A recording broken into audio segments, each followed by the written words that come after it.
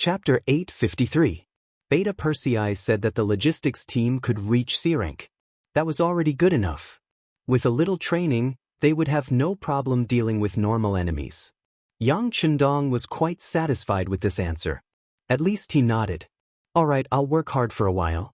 Train these 5,000 people well and strive to take a step forward. Young Master has great use for them. Understood. Beta Persei nodded. He rubbed his palms together and leaned forward.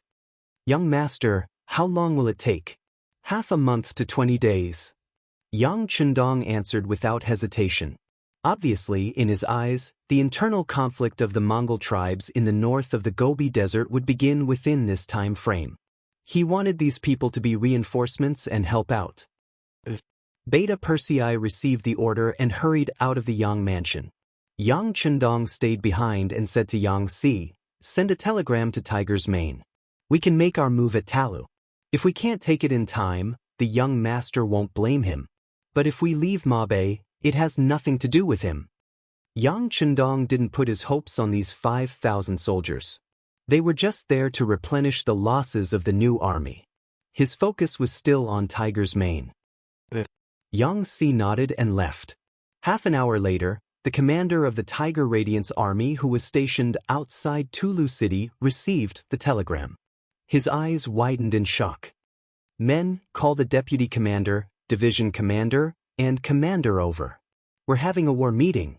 In Talu, Hubo, who didn't know that the war was about to begin, was having a meeting with a few generals. The army had taken Talu as they wished. They finally had a place to rest. But as the general, Hubo didn't relax at all. After attacking Shen Manor for a long time without success, they had lost soldiers and generals, and their rations were dwindling. All of these were problems that had to be resolved immediately, and they were also heavy burdens that pressed down on his heart. No, we have to think of a way to get out of the city. At the very least, we have to open a passage that belongs to us. Otherwise, as time passes, we will fall into chaos before anyone else attacks us. If we send out mercenaries, which of the generals will be willing to take the lead? Suddenly, Bo Er's voice rang out. Inside the hall, Gao Er, Hu Lin and Mu Ren all lowered their heads in unison. It wasn't that they weren't brave, nor that they were afraid of death. It was just that they didn't have much confidence in winning against the mercenaries' guns. Rashly charging in would only result in death. The three generals lowered their heads in silence, which infuriated Hubo. What? Could it be that you want this general to personally charge into the enemy lines? No, no. The three generals hurriedly denied. Then, each of them prepared to say something. However, before they could think of what to say, a loud bang was suddenly heard. Then, the ground started to shake. It felt like the end of the world had arrived. What's going on? Could it be that an earth dragon has been born? Hubo asked, trying his best to stabilize himself. The faces of the other three generals were also deathly pale.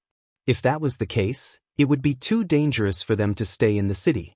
Who knew when the stone above their heads would fall? If that happened, they would be routed before the battle even started. Report. Just as the generals were still making wild guesses, a messenger ran in from outside the door. General, something bad has happened. The mercenaries have begun to attack the city. Just now, 2 of their cannons landed on the city gate and opened up a gap. Fortunately, our brothers reacted quickly and shot arrows at them. Only then were they pushed back. Cannons? Hearing these words, Hubo quickly thought of something and said, "Let's go. General, follow me outside to take a look." Outside the city of Tulu, the first wave of sieging troops retreated with brute force. There was nothing they could do about it. The archery skills of the Tatar army were extremely accurate. Although the city gates were opened, they were still able to force the army back. Sigh, we still don't have enough cannons. If we could fire all at once, what would the Tatar army be? Independent Division Commander Xin Honghai sighed. Yes, if everyone uses cannons, what would we be? What would cavalry be? Heavy Cavalry Regiment Commander Zhu Feng replied. From his point of view, guns and cannons were only a means of support. In the end, they still had to rely on the cavalry to win. Otherwise, Why would they spend so much money on a cavalry unit? That's enough. My vice commander expected this to be a bad start. Blowing open the city gates is just telling them that we're about to attack. Tiger's Mane stood up and looked coldly at the officers below. He then said, "Everyone go back and rest. Tomorrow, we'll set up the formation. Since everyone is talking about the importance of cavalry, we'll give you a chance to show off tomorrow. But remember, if anyone drops the ball, don't blame me for coming back to teach him a lesson." "Don't worry, Commander. Let's see how we perform tomorrow." The officers finally heard the news of the battle and they all said excitedly. Then they went to prepare. When only the commander and vice commander were left in the tent, Shibi asked, "Commander, are we really running out of cannons?" "Not much. At most, there are only 10 cannons left. In the future, don't use them unless it's absolutely necessary." Tiger's Mane nodded and answered seriously. "Are there no more cannons in the beginning city?" Shibi couldn't help but ask curiously. "No more. The cannons are all transported from Chichen City and the cost is too high. Because of the danger, we won't transport too many cannons at once. With the conditions of the beginning city, it's impossible to make cannons. The 6th young master told us all this when we came." Tiger's Mane explained patiently. However, he had a feeling that the logistics team of the beginning city should still have cannons in stock. It was just that Beta Persei didn't give them to him. Speaking of which, it shouldn't be Beta Persei's idea but the 6th young master's idea. This should be because he was afraid that they would rely too much on the cannons and break the training of the cavalry. He agreed with this point. After all, there was a cost calculation in war. A cannon shell required too much manpower and material resources. If it was only used in this kind of war, hundreds of cannons might not be enough. If this war continued, even if Chichen City's business was developed, there would be a time when it couldn't hold on. Shibi didn't know so many confidential things. However, he still understood one principle. In the following war, they couldn't rely too much on cannons. It was best to use firearms sparingly unless it was absolutely necessary. Their new army could win not only because of these external forces, but also because they had the strength to do so. "It's fine. Then let the cavalry charge. Our soldiers eat well, wear good clothes, have good weapons and are full of spirit. The rewards for fighting are also high. As long as the soldiers fight with their lives, there's no enemy we can't defeat." Shibi encouraged himself. "That's right." Tiger's Mane nodded. "So what if they didn't use cannons this time? They could still use their cavalry to defeat the Tatar army. Then, they would let the people of the grasslands know that the sky had changed." A declaration of war was shot into the tower of Tulu City. Soon, the letter appeared in front of Hubo. After reading the letter, Hubo suddenly raised his head and laughed. "Hi, you really overestimate yourselves. If you use cannons and firearms, we might be afraid of you. But if it's just a competition of cavalry, then I'll show you who's the real hero of the grasslands. Men, give the order. The army will rest well tonight and set off tomorrow." The letter was naturally the letter of challenge. The letter clearly stated that a mountain cannot accommodate 2 tigers. In order to prove who was the real ruler of the grasslands, the mercenaries were willing to put away their cannons and firearms. They hoped that the Tatar army would not be a coward. Otherwise, the cannons would fall on Tulu City at any time. At that time, they wouldn't be able to say that they didn't give them a chance to bully them. The Tatar army was afraid of the mercenaries, but they were afraid of their firearms. If they didn't use them, what was there to be afraid of? After reading the letter, the other generals also asked to fight. From the looks of it, they obviously wanted to show off their skills. "Good, tomorrow General Gore will lead the charge. I'll give you 10,000 cavalry. You must perform well and let the mercenaries know the power of our Tatar cavalry." Hubo was in a good mood and his laughter rang out like thunder in the hall. On this night, both armies entered a state of rest early in the morning. Even the mercenaries did not train at night. Everyone was holding back their energy and waiting for tomorrow's performance. The next morning, the weather was beautiful. There were no clouds in the sky for thousands of miles. Under the clear sky, the 2 sides began to set up their formations on the battlefield. 10,000 Tatar cavalrymen marched out of Tulu city. With 1,000 men as a unit, they formed 10 different formations and stood in front of the mercenaries who had formed their formations first. The mercenaries were still in a long snake formation. From afar, they looked like a sea of military green, giving people the feeling that they could topple mountains and overturn seas. Compared to the previous 2 times, the first line was no longer the cavalry of the new division. Instead, it was the soldiers of the Tatar division. The commander of the Tiger Mang army wanted to use the Tatars to fight the Tatars. In his words to Commander Su He, this battle was their chance to prove themselves. Although they were both Tatar cavalry, they didn't belong to the same faction. Su He was originally Agar Dorji's subordinate, while Hubo belonged to the Khan's faction. Normally, there would be animosity between them, and it was only a matter of time before they clashed. Right now, it was just that Tiger's man had created an opportunity for them. Chapter 854. The two armies stood in front of each other, and the battle was about to begin.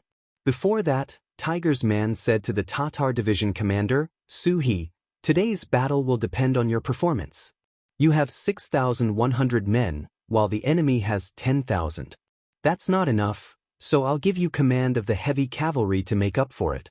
As for how the battle will turn out, I'll just wait and see." "Don't worry, Commander. If we can't win this battle, I'll bring my head to you," Su He said confidently. With the elite weapons in hand, the 3-to-3 battle style, and the tip of the arrow technique, he really didn't have anything to fear in the face of 10,000 Tatar cavalry. "All right, trumpeters, listen to Division Commander Su's orders." Knowing that he had said all he needed to say, Tiger's man retreated to the side and handed command of the battle to Division Commander Su He. This was also taught by Yang Chendong. According to him, no one could monopolize everything in a war. Moreover, opportunities on the battlefield were often fleeting. Therefore, the frontline commanders were the ones who understood the situation of the battlefield the best. They would go all out even if it was for their own lives. Unless it was necessary, no one should disturb the commanders on the front lines. After taking command, Su He was even more confident. He shouted to a division commander, "Soldiers, this is our chance to prove ourselves. Let's do our best and beat the enemy until their parents can't even recognize them, okay?" The 6,100 cavalrymen replied loudly. "Come, blow the bugle call." Beep, beep, beep, beep, beep. The blood-boiling bugle call sounded out, and the 6,100 cavalrymen split into platoons or companies, forming hundreds of tip of the arrow, and galloped forward on their horses. Everyone's dust surged under the hooves of their horses, like the surging waters of the Yangtze River rushing away. On the city walls of Taru, the war drums also sounded. After the 10,000 Tatar cavalry received the order, they charged forward under the lead of General Gar. Unlike the mercenaries, they attacked from the left wing, the middle, and the right wing. On the city wall, Hubo personally commanded the battle. When he saw that the mercenaries had only sent out 6,000 men, he couldn't help but laugh out loud. The disparity in numbers has already proven their failure. This time, I will let these cavalry trample over their corpses and let them know who is the true overlord of this grassland. Hubo's words were very domineering, but he had his reasons for doing so. After all, when the Tatar Iron Cavalry was at its peak, even the Wara and Mongol tribes were no match for them. Not to mention, they had the advantage in numbers. He couldn't see any possibility of failure. Compared to Hubo's confidence, General Gar's eyes flashed with uncertainty. He realized that the mercenaries were charging at them in a way that they had never seen before. This gave him a very bad feeling. People were always afraid of unfamiliar things, and that was exactly what General Gar was feeling at this moment. According to him, he should send out 1,000 to 2,000 soldiers first to test the strength of the enemy. Unfortunately, although he was the vanguard general, he did not have the authority to command. He had no choice but to charge with the army while carefully observing the power of the enemy's battle formation. In a cavalry charge, before the two sides met, there would often be a test of arrows. In modern terms, it was time to put on a show. When the two sides were about 200 meters apart, the vanguard troops began to fire their arrows. As he galloped on his horse, he continued to shoot arrows. Those who were good at riding would lie down on their horses to maintain their stability and increase the accuracy of their arrows. At the same time, they could better protect themselves and reduce the chances of becoming a target. Those who were good at riding would lie down on their horses and use this as cover to fire arrows from afar. Archery on horseback was a skill to begin with. Those who were strong could even gain the complete upper hand in the first round of archery, crushing the enemy into a state of disarray. The facts also proved that after the two sides began to fire arrows, at least 200 soldiers fell on their horses. If one looked carefully, the losses on both sides were almost equal.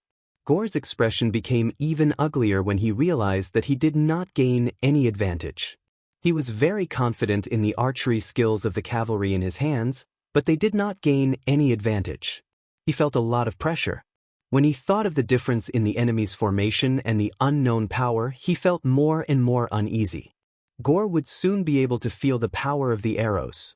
With 2,000 men on each side, the number of cavalry in his central army was exactly the same as the number of soldiers of the Tatar division.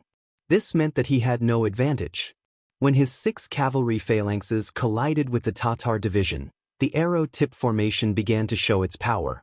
More than 200 sharp arrow tips suddenly pierced into the Tatar cavalry. In just one head-on collision, 4 of the 6 phalanxes were disrupted. Without the phalanxes, the cavalry's advantage was reduced by more than half once they were in a single attacking posture. When they could not coordinate with each other and could not crush each other, where did the cavalry's power come from? Puff, puff, puff. Streams of blood splattered. The Tatar cavalry could not pay attention to their left and right in the arrow tip formation. Often, just as they blocked the saber coming from the left, the saber from the right would appear again. In the clashing of weapons, a moment of carelessness would cause them to be injured or even killed. With the help of the battle formation, the Tatar division immediately made their opponents feel that there were enemies everywhere, opponents everywhere, and danger everywhere. Break through their battle formation, especially the leader. Surround and kill him. Feeling the power of the tip of the arrow, even Gore was accidentally scratched on his chest. Fortunately, he dodged quickly enough, and the saber did not pierce through his armor. Even so, he was still given a fright. Only after entering the formation did he realize how terrifying it was. He immediately shouted and thought that he had found a loophole in the battle formation. He gathered his troops and attacked the first person in the formation. The formation had a strong side and a weak side. It was like how there were many death gates in the formation, but there were also life gates. There was no doubt that the strength of the arrow tip formation lay in the leader. He was like the sharp tip of a saber. Once he stabbed into a person's heart, it would be like the body of a saber stabbing into a person's heart, making it impossible to guard against. But what if the tip of the saber was blocked or even cut off? The result would most likely be different.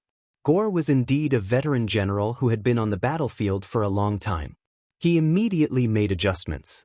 Then, on the battlefield, the Tatar cavalry charged at the arrow tip formation after hearing the order. They looked like they would pay any price to behead the leader of the arrow tip formation. However, there were too many arrow tip formations. Even if they expended a great deal of effort to cut off a tip, the other soldiers could quickly find a new one. There was also the 3-3 formation that could be used. This was a formation that could be formed by 3 cavalrymen. It could increase the power of both offense and defense by several times, making it impossible to defend against. After expending a great deal of effort and sacrificing countless cavalrymen, they did not obtain the result they wanted. Instead, their charge was thrown into disarray by the formation. In a short period of time, the 6,000 Tatar soldiers were divided into over 100 groups, and the number of casualties continued to increase. Gore, who was protected by his personal guards, was also surrounded by the 4 arrow points formation. He commanded his soldiers to cut off one of the sword points, but another one would take its place. Seeing that he was in danger, he had no choice but to issue an order for the 4,000 cavalrymen on the left and right to come to his aid to maintain the balance of the situation. Gore, who was in the middle of the formation, was already panicking. However, he had forgotten that while he was the vanguard general, there was another general on the city walls who held a much higher position than him. He was Hubo. Hubo had already taken over command of the battlefield. He was the one who controlled the beats of the drums. In ancient wars, soldiers relied on the beats of the drums to decide whether to advance or retreat. In this aspect, the mercenaries who used bugles to command were different from them. They were more flexible and could even be said to be at the forefront. Oftentimes, whoever controlled the drums would control the army. For example, when charging, they had to beat the drums to boost morale. When retreating, they had to beat the drums to signal a retreat. Hubo's expression was ugly when he saw Gore's cavalrymen being pierced through by the mercenaries. However, he did not send out any reinforcements. He wanted to wait for the two sides to reach a stalemate before sending out the remaining 4,000 cavalrymen. That way, victory would be assured. Hubo had overestimated the strength of his cavalry and underestimated the strength of the mercenaries. Just as he wanted to observe the situation and stimulate the fighting spirit and potential of General Gar and the others, the mercenaries on the main battlefield were slowly gaining the upper hand. With the help of the formation, more and more Tatar soldiers were being cut down from their horses. With the help of the formation, the Tatar cavalrymen had to face the sharp sabers coming from all directions. It was simply impossible to defend against the attacks. The battle went unexpectedly smoothly. Division Commander Su He once again raised his blade and cut down his target. Using this opportunity, he looked around and found that most of the remaining cavalrymen were his own. There were very few enemy cavalrymen left. He was so excited that he couldn't help but have a greater ambition. Seeing that the enemy troops on both sides were still wandering around, he still wanted to take advantage of the situation and didn't have the intention to send out his troops. He called for the commander of the 1st Battalion, Gu Shan. You attack from the east, I'll attack from the west. We'll disrupt the enemy's formation and obtain a greater victory.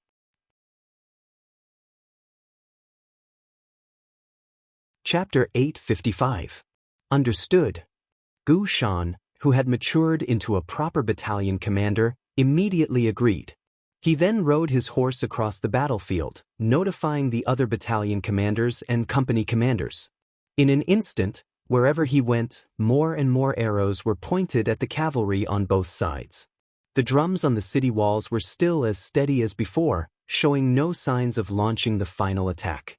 The 4,000 cavalry on both sides were still waiting. Many of them did not even take out their sabers.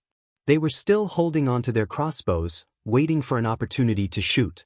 Just as they were looking for an opportunity suddenly presented itself to them. A large number of cavalrymen in green military uniforms suddenly rushed out and charged towards them. Release the arrows, release the arrows. The Tatar cavalry naturally wouldn't miss out on such a good opportunity.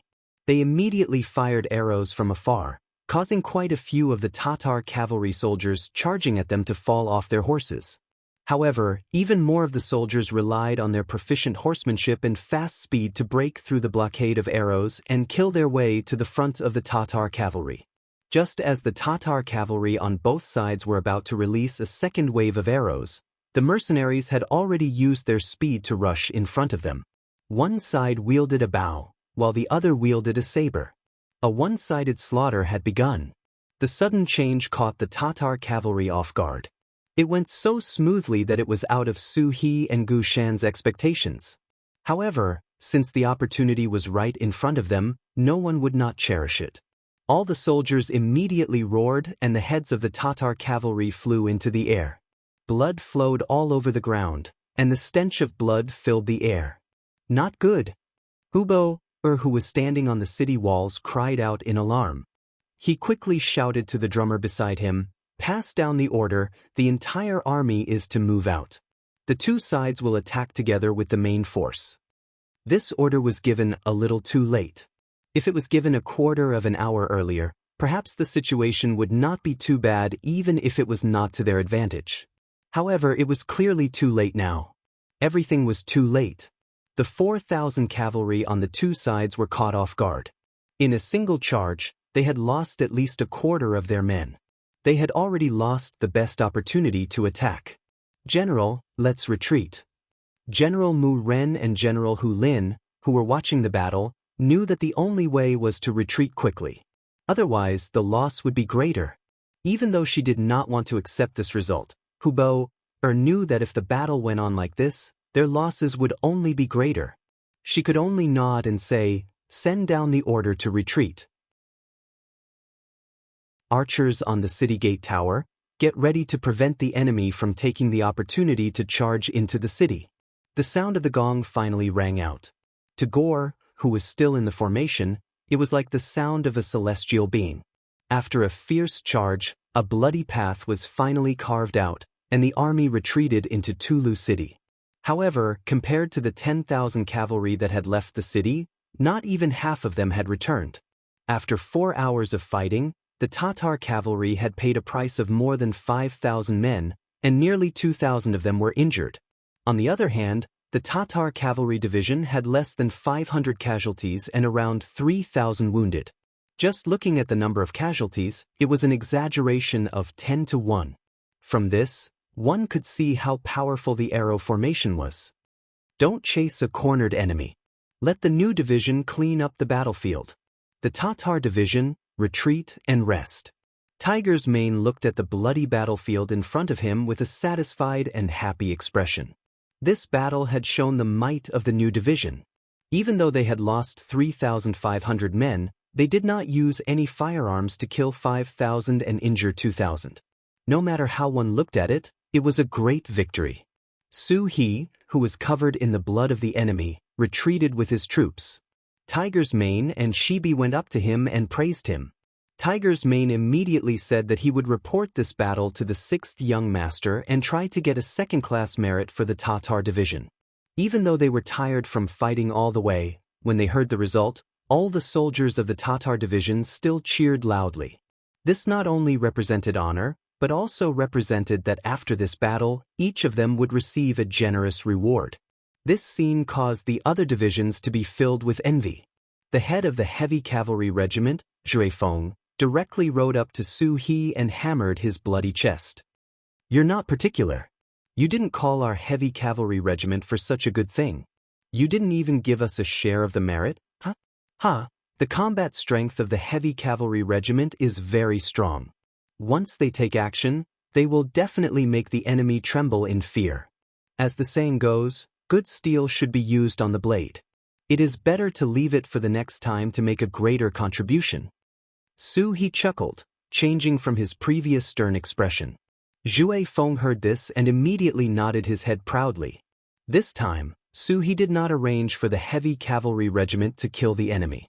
Even though he felt a bit regretful, he was not angry. Just as the other party had said, good steel should be used on the blade. He was looking forward to the moment when he would make a move. On the battlefield, the recruits felt the cruelty of war by cleaning up the battlefield. During this period of time, there were also some Tatar cavalrymen who pretended to be dead, but they were discovered by them. Quite a few warriors killed the enemy and rendered meritorious service. As a result, the other recruits were endlessly envious. Everyone followed suit. Regardless of whether the enemy was dead or not, there was nothing wrong with killing them first. The recruits are also growing. Tiger's Man looked at this scene and said with gratification, "Yes, everyone is growing.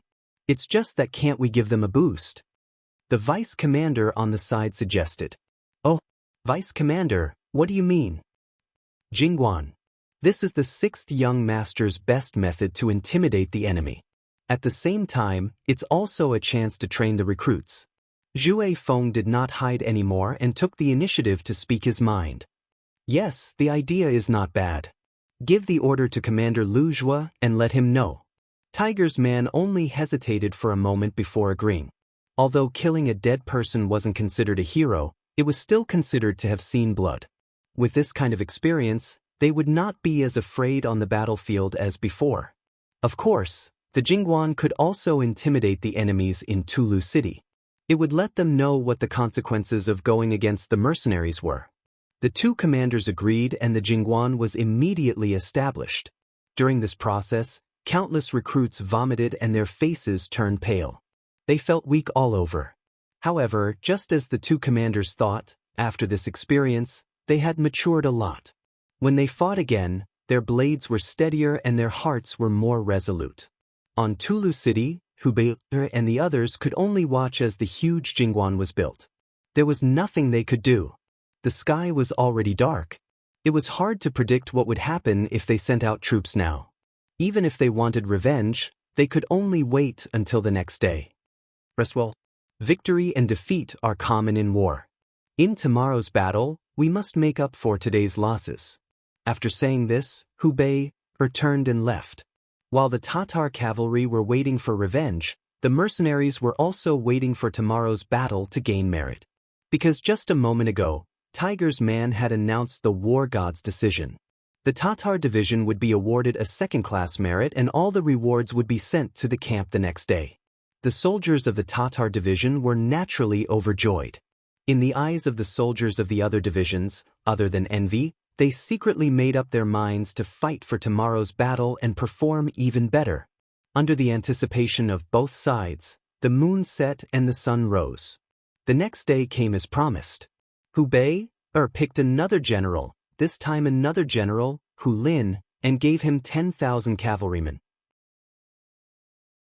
After summing up the experience from last time, Hubei handed over the authority of war to Hu Lin, allowing him to perform on the battlefield.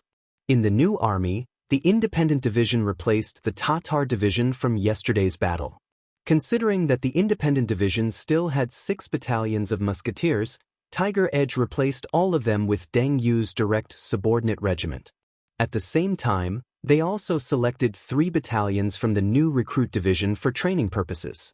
On the other hand, the heavy cavalry and light cavalry units stood at the side, awaiting the orders of their division commander, Xianxia. The reason for this arrangement was naturally because the Tatar division had performed too many meritorious deeds in yesterday's battle. The other divisions already had quite a few complaints, so they couldn't let a certain division have all the glory today. Everyone had to get a share of the benefits. As a result, the total number of mercenaries for today's battle was 6,900, which was 2 more battalions than yesterday. At the same time, the heavy cavalry and light cavalry units were on standby, ready to assist at any moment. With that, they had close to 1,000 more men than the enemy. One side beat the war drums, while the other side beat the bugle. Both sides started to gather at the center of the battlefield at around 9 a.m. While they were still far away, a heavy pressure could be felt. The Tatar general, Hu Lin, was in the middle of the army and did not charge onto the battlefield immediately. He wanted to see how the mercenaries fought so that he could change his strategy at any time. Just last night, he had already discussed the mercenaries' arrow point formation with Gower and Mu Ren, and had come up with a plan to deal with it, which was to dodge. Isn't the tip of your arrows very sharp and can pierce through a cavalry formation? Then when you come, we'll just move aside. It feels like I'm punching cotton. When you're tired, they'll suddenly attack from the sides and attack your flanks. This way, they won't fight against the tip of the sword and will only attack the back of the sword. Presumably, they'll be able to suppress the bravery and sharpness of the mercenaries to the greatest extent. On the battlefield, once one side lost their sharpness, it usually meant that victory and defeat were about to be decided. At this moment, Hu Lin was full of confidence. Xianxia was also full of fighting spirit and confidence. For him to be able to rise to the rank of division commander in one step, he knew that there was more or less an element of luck involved. However, if he wanted to keep his position, then he had to have a sufficiently dazzling performance, and today's battle was undoubtedly the best opportunity for him to perform.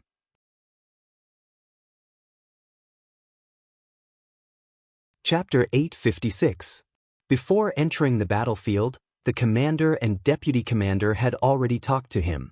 The Tatar cavalry had already experienced the power of the tip of the arrow formation yesterday. No one would be willing to fall in the same place twice.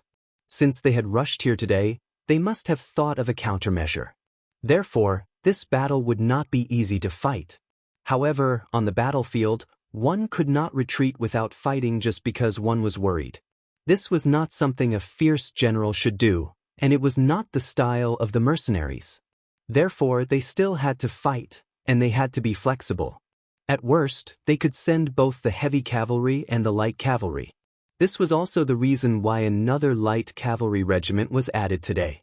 Compared to other cavalry, the light cavalry was faster and more flexible.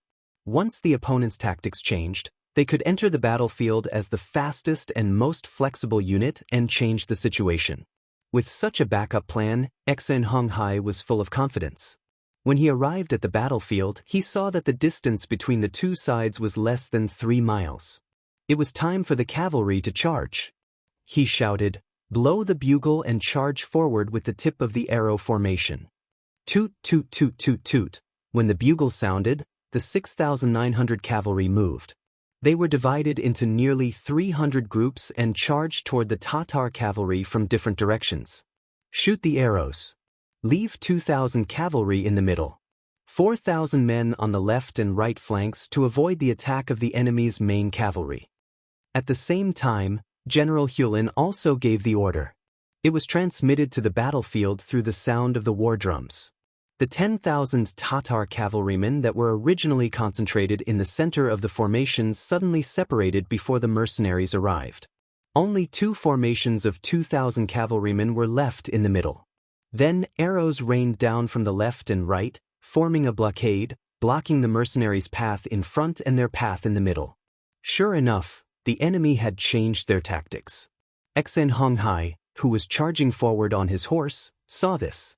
Seeing the arrows blocking the road ahead, he knew that something was wrong. At the same time, he quickly thought of all kinds of countermeasures. A sentence that Yang Chendong had once said flashed through his mind. Remember, on the battlefield, sometimes breaking one finger is far more painful than injuring all 10. With the voice still lingering in his ears, Xianxia immediately made a decision. Leave the frontal charge to the direct cavalry regiment and the 3 recruit battalions. All cavalry of the independent regiment, follow me to attack the enemy on the right.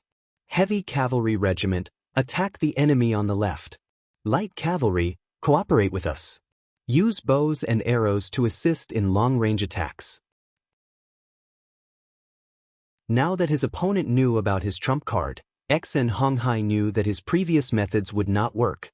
In order to maximize his power and obtain victory, Xianxia used all the power he had at his disposal at once. As a result, Xianxia would have no soldiers at his disposal. If the enemy had any backup plans, he would need the support of the army commander. However, he still didn't regret it and made the decision decisively. On the battlefield, because of Commander Xian's shouts and orders, the horn bearers at his side hurriedly blew several different bugles. On the battlefield, the situation changed in an instant. The various regiments began to methodically choose their opponents. Tiger's Mane and Shibi also heard the meaning of the bugles. After the two looked at each other, Tiger's Mane lightly nodded. Shibi then shouted, "Recruit division and Tatar division, prepare for battle." Xianxia immediately used up all the soldiers he could use. As their superior, he naturally had to prepare for a rainy day. Otherwise, if the Tatar cavalry sent out reinforcements, they would really be forced into a passive position. On the battlefield, following Xianxia's tactical adjustments, the formation of nearly 300 arrow tips suddenly changed directions, directly charging towards the enemy cavalry on the left and the front. Only the 4,000 Tatar cavalry on the right were left. When the enemy general Lin saw this scene, he unconsciously narrowed his eyes, a smile appearing on his face. He had 4,000 fresh troops at his side, so he could support the two sides of the battlefield at any time. This was equivalent to grasping the initiative. As a result, he was already in an invincible position. Only, this type of smile didn't last for long. Then, a wave of earth-shaking noises sounded. A group of heavily armored cavalry holding 3-meter-long blades suddenly appeared before everyone's eyes. Unlike the other mercenaries who were dressed in military green clothes, this cavalry was completely wrapped in battle armor.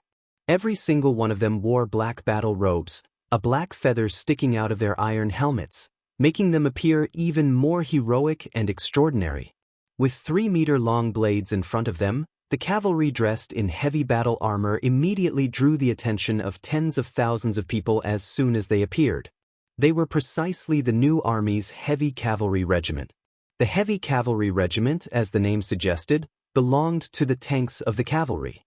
Not to mention the threat of the 3-meter-long sabers in their hands, just the heavy armor on their body was not something that could be pierced through by ordinary weapons, nor could it be cut through.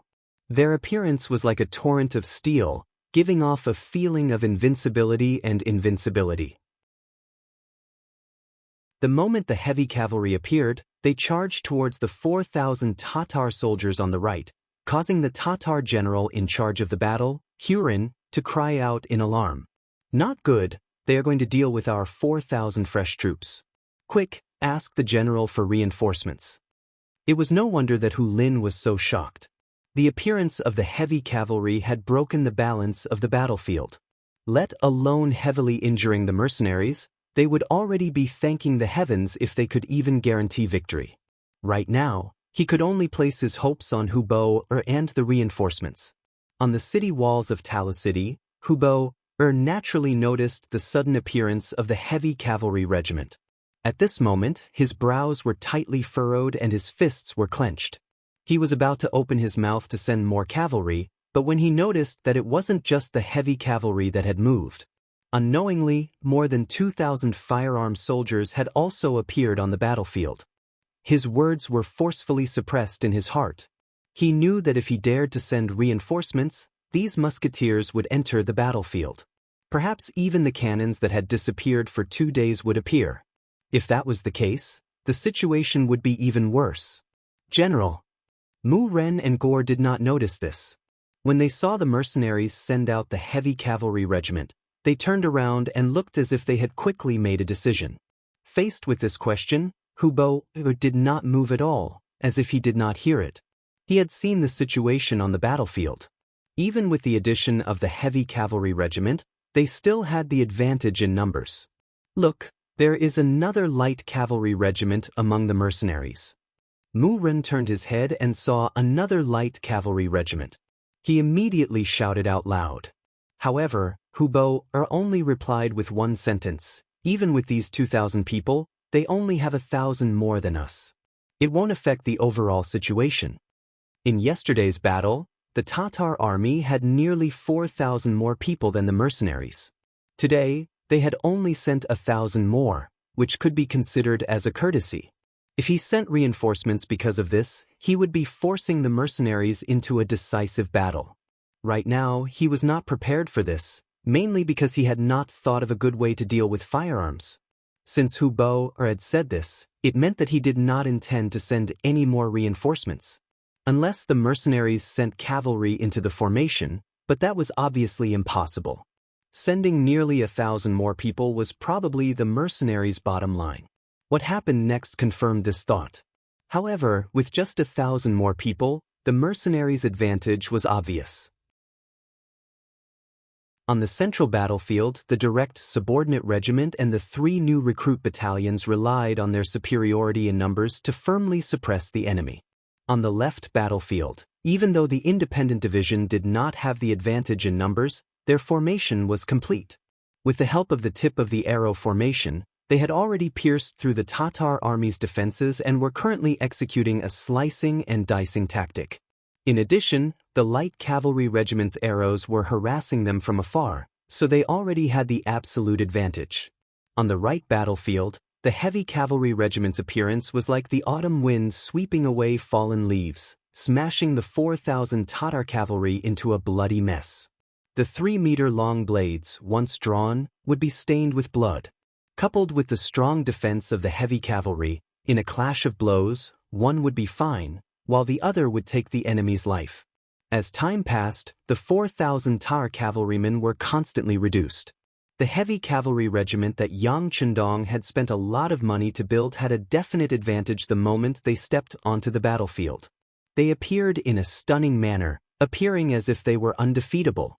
They were undefeatable and undefeatable, constantly devouring their opponents. The pressure on them grew.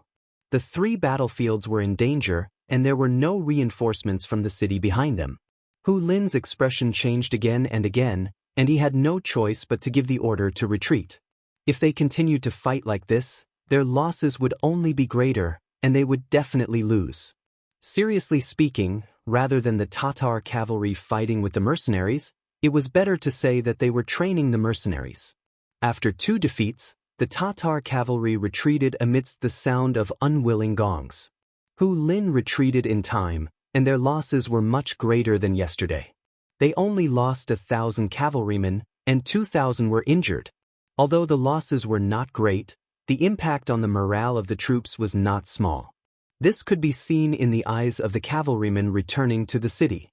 In the past, their eyes shone brightly, and they were not afraid of the heavens and earth. However, right now, they were all dejected, and their morale was shaken. In the first battle, they were defeated by the sudden tactics of the mercenaries. In the second battle, they had already made some preparations, but they were still defeated by the enemy's reinforcements, and they were defeated by the enemy's firearms.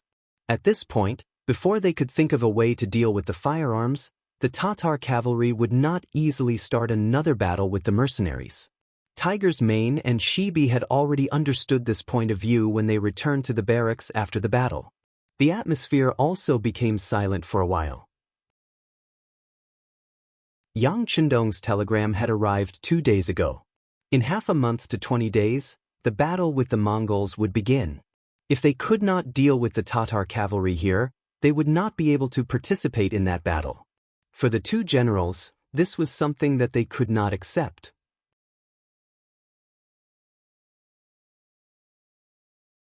Chapter 857. Not only would they fail to take down Tala City, but they would also fail to live up to the 6th young master's trust in them. Just as the 2 commanders were looking at each other speechlessly, the sound of the curtain being lifted sounded outside the tent. Then Beta Persei, with the rank of senior colonel, strode in and entered the sight of the 2 commanders. Beta Persei. Brother Beta Persei.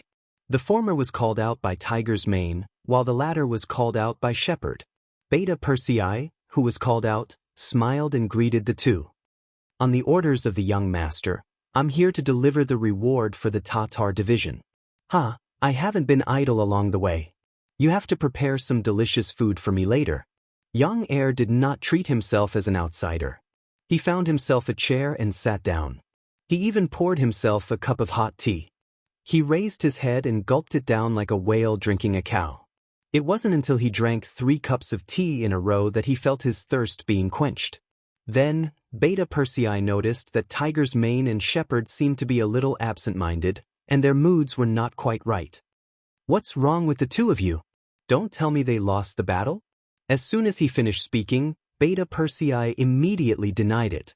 Although he had just arrived, he heard the soldiers in the barracks celebrating and congratulating them from time to time. It didn't seem like they had lost the battle. We didn't lose the battle, but I'm afraid the next battle won't be easy. Tiger's Mane shook his head, then looked at Shepherd and said, Deputy Commander, tell your brother Beta Persei about our situation. Yes, Commander. Although Shepherd was promoted, he still had the rank of Colonel, which was 2 bars and 3 stars. Speaking of which, this was not in line with his current position, but there was no other way. He had only joined the mercenary group for a short period of time. This arrangement was also Yang Chendong's intention to remind him not to do something that he would regret if he got too proud of himself because of his quick promotion. Even if there was no comparison of military ranks, how many people in the entire Xianxia could stand shoulder to shoulder with Tiger's Man and Beta Persei? She was very clear about her identity. She immediately reported to Beta Persei the various situations they might encounter next. Beta Persei sat and listened quietly. Over the years, he had been by the side of the 6th young master. He had more or less learned what it meant to be calm and steady. He also knew that without investigation he had no right to speak. Shepherd's analysis of the situation in front of him was very clear. He quickly summarized the situation and then closed his mouth. He knew that his act was over. Since the commander asked him to say this, he must have his own plans. Thus, just as Shepherd closed his mouth, Tiger's Mane finished. Beta Persei, the young master is about to launch an attack on the grassland tribes of the North Desert. I know that Fan Yuhai. He's a very cunning person and not easy to deal with. Now that the 3 divisions of the Cold Front Division have gone to the north, Won't we be lacking confidence without a new army to deal with these people? Besides, this is also a chance for the new army to make a name for themselves. I definitely won't let it go. How about it? Help me. Help you? How can I help you? Beta Persei knew that nothing good would come out of this. If it was someone else who said this, he would probably get up and leave without asking.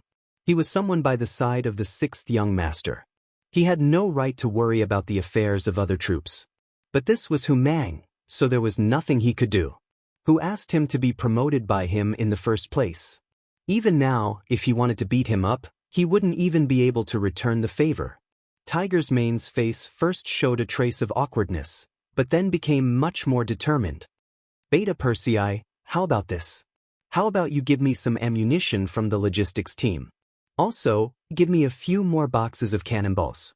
Don't tell me you don't have it. Although I'm not in charge of logistics, I more or less know some things there. That won't do. Beta Persei immediately waved his hand after hearing this. Tiger's Mane, I won't hide it from you. There are indeed ammunition and cannonballs in the logistics warehouse, but you should also know that the distribution of these things must be done by the young master.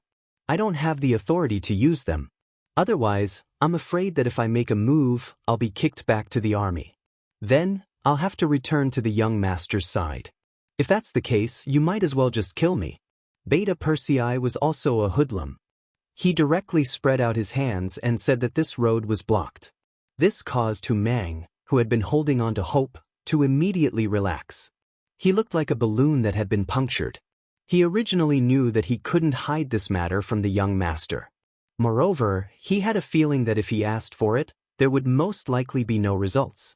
What? I let you be the commander of a new army. Can't you play without firearms? If that's the case, then it's easy to handle. You can come down. If you can't, then there's someone who can.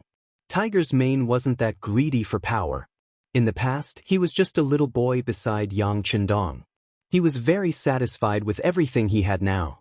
However, he was afraid that he would fail the young master. He didn't want others to say that the young master didn't have enough strength. That was something he couldn't accept. Tiger's Mane's spirit seemed to have been drained at this moment. Seeing this, Shibi shouted in surprise, "Commander, are you okay?" "I'm fine. I just feel too much pressure and a little too tired." Tiger's Mane waved his hand and pulled himself together again. But now, the Tatar cavalry was obviously afraid of him. He was afraid that they wouldn't come out so casually. If they stayed in the city and didn't come out, what should he do? Without the help of firearms, would he be able to lead the cavalry to attack the city like infantry? Wouldn't that be playing to his strengths and avoiding his weaknesses? Wouldn't that be asking for trouble?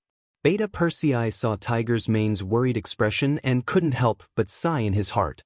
As a good brother, of course, he couldn't watch him really fall here. He could only say, "Okay, Tiger's Mane, I'm convinced. But without the young master's approval, I really can't give you the ammunition. But I have another way." When he heard that the gunpowder couldn't be given to him, Tiger's Mane's hope was about to be shattered. But when he heard the second half of the sentence, he immediately became spirited again. "Oh, what's the way? Tell me quickly." "I can say it, but I'm addicted to smoking. Don't tell me that I came here to drink 2 cups of hot tea to send me off." Beta Persei didn't answer immediately. Instead, he deliberately kept Tiger's Mane in suspense. As soon as he finished speaking, a box of freshly opened God of War cigarettes was handed to him. "How about this? I'll give you this pack. If it's not enough, I have 2 spares. I'll give them to you later." "Hee, Tiger's Mane, you said it yourself. Then I won't be polite." Beta Persei had a sinister smile on his face. "Of course, as long as you can give me a good idea, it's not a problem. By the way, can you tell me about your idea now?" Tiger's Mane didn't care about 2 packs of cigarettes. He knew that Beta Persei didn't care either. As the chief logistics officer, if he said that he was short of cigarettes, he wouldn't believe it even if he was beaten to death. This was just a joke between brothers. When it came to business, Beta Persei also put away his original frivolous appearance. After a short silence, he became serious and said, "Tiger's Mane, a batch of new supplies from the sea has just arrived. They were shipped from New Urgon City Head. But can you guess who else came with them? Tell me quickly, don't test my patience. Seeing that Beta Persei still wanted to tease him, Tiger's Mane pretended to pull a long face and said, Okay, I won't keep you in suspense. This time, Colonel Tianyu is also accompanying them. Beta Persei finally revealed the mystery. It's just that when he answered, Tiger's Mane and Shibi both had a blank look on their faces. They didn't seem to understand who this Colonel Tianyu was. But after all, Tiger's Mane was Tiger's Mane. After following Yang Chendong for many years, he was very familiar with some of the important people in Xianxia. Soon he found the relevant information in his mind. Tianyu was one of the earliest Cold Front soldiers and one of the first students trained by Yang Chendong. After graduation, he didn't enter the army or the navy. Instead, he formed a new Eagle Division and was appointed as the captain. When the first Shang dynasty was defeated, the Eagle Division made its debut. They flew high in the sky and guided the army in the direction of attack. For a time, the enemy was confused and disoriented. They made the trench line that the enemy had been preparing for half a year collapse and made a great contribution. I remember this person, Tianyu. Tiger's Mane exclaimed, but soon quieted down. But he's the leader of the Eagle Regiment. The original Eagle Division was expanded into a regiment. What kind of help will he provide to our new army in taking down Tulu City? You'll have to ask him yourself. Beta Persei said. He had already done his duty as a brother by mentioning these things. As for what to do specifically, it was a problem that Tiger's Mane needed to think about. Beta Persei didn't say anything, so Tiger's Mane didn't ask anymore. Instead, he made up his mind. After rewarding the three armies, he would go back to the first city with him. He wanted to personally find Tianyu and see what kind of mystery was behind this. As for the Tatar cavalry in Tulu City, after losing 2 battles in a row, they really gave up the idea of going out of the city to fight the mercenaries. He focused his attention on the matter of attacking Xianfu City behind him. Xianfu City's walls were high and strong. It was indeed not that easy to attack. General Chiga, who was ordered to attack the city, had already attacked the city more than 10 times. He had lost a lot of soldiers but still couldn't take down the city. What was even more regrettable was that the Tatar cavalry could have bypassed Xianfu City and went to the northern hinterland of Baiming. However, they were always afraid that the Baiming army would cut off their escape route, so they couldn't do it. But now, after losing 2 battles to the mercenaries, they had to arrange for an army to defend the city. They wanted to send troops into Baiming, but they didn't have enough soldiers. This idea had to be put away. Attack, send 10,000 soldiers to General Chiga. Tell him that he must take down Xianfu City no matter what. Feeling that time was tight, Hubo once again made up his mind.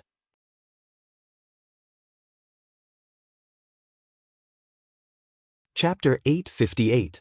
As soon as the order was given, Mu Ren and the other 2 generals quickly tried to dissuade him. If they sent out 10,000 soldiers, they would only have 20,000 cavalry left. If they faced the new army, they would not have the advantage in numbers and the situation would be even worse. All right, you guys don't need to persuade me anymore. I've made up my mind. Instead of staying here and not knowing when the mercenaries will attack, it's better to send them to Xianfu City. Once we capture that city, Baiming will be able to defend Wujian City and we can go straight in and plunder. Hubo mercilessly interrupted the 3 generals' persuasion. Seeing this, the 3 generals did not say anything. They only hoped that the mercenaries would not attack the city and that Xianfu City would be taken down as soon as possible. While Hubo was making this decision, Tiger's Mane followed Beta Persei back to Origin City. After entering the city, Tiger's Mane went to find Commander Tianyu. He wanted to see what Beta Persei had planned for him. In the largest guest house in Origin City, the regiment commander of Tianyu was discussing something with a group of subordinates in a small war room. Suddenly, a soldier came to report that the commander of the new army had come and asked to see him. The commander of the new army was Tiger's Mane. This was already announced on the military's appointment board, so Tianyu naturally knew about it. When he heard that the popular person beside the 6th young master was looking for him, he did not dare to delay. He immediately let everyone discuss freely and hurriedly walked out of the room. When he entered the room, he saw Tiger's mane standing there with his hands behind his back. Tian Yu greets Commander Tiger. Seeing the other party's shining golden epaulets, Tian Yu immediately gave a standard military salute and stood at attention. Hearing the voice, Tiger's mane turned around and showed a kind smile to Tian Yu, who was wearing a blue military uniform. Commander Tian, there's no need to be restrained. I'm here this time to ask you something. I don't know what Commander Tiger wants to tell me. Tian Yu smiled. Speaking of which, they were old acquaintances. It was just that they hadn't seen each other much recently, so they hadn't contacted each other much. Leader Tian, I won't beat around the bush. Since you've suddenly appeared in Beginning City, you must have a mission. However, I wonder if you can tell me about it. Tiger's mane had a smile on his face. Logically speaking, he was no longer one of the young master's people. The latter could choose to tell him or not, so his attitude was one of discussion and not an order. Of course. Whatever commander who wants to know, feel free to ask. This Tian will tell you everything he knows. Tian Yu nodded. In the face of this person who had taken Lung Song's place and become the first major general in the army, he didn't dare to keep him in suspense.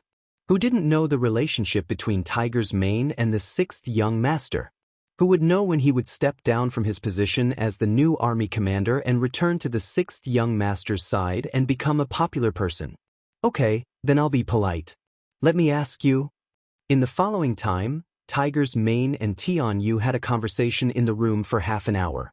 Then, the two of them came out together and went straight to the Yang mansion in the city from the guest house. Yang Chendong saw these two trusted subordinates in the small courtyard. The moment they appeared together, Yang Chendong guessed their intentions. Then, his gaze swept over Beta Persei, who was standing at the side. After this gaze, Beta Persei's expression became a little unnatural. Of course, he knew what the young master meant. He decided that no matter what the outcome was, when there was no one around, he would apologize. Since you're here, take a seat. Yang Chendong pointed at the two stone chairs in front of him and said casually. Since the young master gave an order, they didn't dare to disobey. Tiger's mane and Tian Yu each found a chair and sat down. Then, the two of them looked at each other. It was Tian Yu who spoke first. Sixth young master, you said that you want to train the Air Force's combat ability here, but this subordinate thinks that since it's training, it's better to use actual combat as a starting point. Right now, the new army in Talis City is attacking the city. Perhaps our Eagle Regiment can cooperate. Oh, you want to go to Talis City? Is this your idea, or did someone force you to do this? Yang Chendong's expression didn't change, but his voice carried a hint of pressure. It was this faint pressure that made Tian Yu stand up from his chair in shock. Sixth young master, this is this subordinate's idea. Before Tian Yu could continue, Tiger's mane had already stood up. He knew that the sixth young master had already seen through everything. If he didn't stand up at this time, he was afraid that he would really attract the young master's anger. It's just that Commander Tian also wants to use this opportunity to train the troops. We think this is a good opportunity for cooperation. Yes, our Eagle Regiment also wants to use the opportunity of actual combat to strengthen ourselves. At the same time, we can better see where our problems lie. Tian Yu also said. This was originally something that the two of them had discussed. This way, they could prevent the sixth young master from venting his anger on one person. Little Lu Zhong fell into a short silence. Yang Chendong didn't immediately voice his opinion. Instead, he looked at Beta Persei, who was beside him. Immediately, the sound of someone kneeling on the ground rang out. Beta Persei knelt on the ground and said, Young master, I was the one who told Tiger's mane that Commander Tian had arrived at the beginning city. Young master, please punish me. Young master. Seeing that Beta Persei was about to kneel on the ground, Tiger's mane was shocked and wanted to kneel on the ground as well. At this moment, Yang Chendong spoke. All right, how many times have I said it? Don't kneel so easily. A man has gold under his knees, don't you understand? As soon as he said this, Tiger's mane's knees went soft and hard. He almost fell down. At this moment he didn't know what to do. Fortunately, Yang Chendong's voice followed. Since Commander Tian thinks that it is more necessary to combine actual combat, then go ahead and do it. But I'll say the ugly words first. It's fine if the Eagle Regiment doesn't come out, but once they do, they must hit the target. You guys can do as you see fit. Beta Persei, whatever Commander Tian needs, you can arrange to give him as much as possible. Waving his hand lightly, Yang Chendong didn't look at Tiger's Mane who was standing there. This kind of behavior showed that he was dissatisfied with Tiger's Mane's action first and report later. Although as the commander of the new army, Hu Mang's actions were public and not private, but he didn't report to them immediately after entering the beginning city. Instead, he looked for Tian Yu first. This was a mistake in itself. Tiger's Mane saw that the young master was displeased, but he didn't say anything. His idea was that any apology was not as good as winning a big battle for the young master to see. It could also express his apology and sincerity. Beta Persei and the other two left the Yang residence's courtyard. It wasn't until they left that he let out a long sigh of relief. Then he looked at Tiger's Mane and said, "Tiger's Mane, this is the only time. I won't dare to do it again next time." You also saw the young master's dissatisfaction. Yes, I appreciate Brother Beta Persei's kindness. But you have to promise me that you will take more crude oil with us later. You can't be stingy. Tiger's Mane had a perfunctory look, but when it came to serious matters, he still didn't give an inch. I really owe you. Beta Persei shook his head helplessly. The person who came was Tiger's Mane. For this elder brother, even if he was scolded, he would accept it. After only 3 hours, Tiger's Mane, Tian Yu, and the others left the beginning city with a few carriages. Yang Chendong didn't say anything after hearing the news from Yang Si. He only thought in his heart that he had given enough opportunities and pressure. He hoped that the new army could have a better performance. Compared to others, he was more interested in Tiger's Mane. He even wanted to train him to be independent, hoping that his painstaking efforts would not be in vain. In the barracks of the new army, an unfamiliar team of hundreds of people suddenly came. Because they were personally led by the commander, they were not interrogated at all. As soon as they entered the barracks, they were secretly protected. Outsiders didn't know what these people were doing. In the main tent, Tian Yu followed behind Tiger's Mane and entered. Here, he and the deputy commander saluted each other, and the three of them sat down under a small sand table. "Commander Tian, this time it depends on your performance, but I don't know when you will be ready." Tiger's Mane was an impatient person. After sitting down, he brought up the business. "It mainly depends on the direction of the wind. Right now, we are relying on the heavens to eat." Tian Yu also wanted to quickly solve the war here, but there were some things that he couldn't decide. "Okay, then send someone to watch. Once the time is right, immediately inform me and the deputy commander. We will be ready." Tiger's Mane more or less knew a little about the Eagle Regiment. He knew that the other party was not being perfunctory. All he could do was pray that the heavens would give him an opportunity as soon as possible. On the other hand, Shibi looked at the two of them talking as if he was watching a show. He had a completely ignorant look on his face. It was only when the opportunity presented itself that he realized why Hu Mang would attach so much importance to a mere colonel regiment commander. Tian Yu said to wait for an opportunity, and this wait lasted for 4 days. It wasn't until the evening of the 4th day that Tian Yu arrived at the main tent. Tiger's Mane anxiously went up to him. This time, without waiting for him to ask, Tian Yu had already opened his mouth and said, "The opportunity has come. It will be tomorrow morning. We will immediately go and prepare. Your new army should also prepare." Tiger's Mane nodded heavily. He turned to look at Shibi and said, "Deputy Commander, summon the officers for a meeting." The next day, the sun was high up in the sky. In the morning, the soldiers of the new army ate early. They put on their battle clothes, mounted their war horses, and held their sabers in their hands. They were divided into battalions and stood in formation. The movements of the mercenaries were quickly discovered by the Tatar cavalry on the city wall. This situation was immediately reported to General Hubo. Soon after, a group of generals hurried up the city wall. From afar, the mercenaries' formation was neat and orderly, their weapons ready for battle. What's going on? Could it be that they want to attack the city at all costs? General Hu Lin's face was filled with shock as he spoke.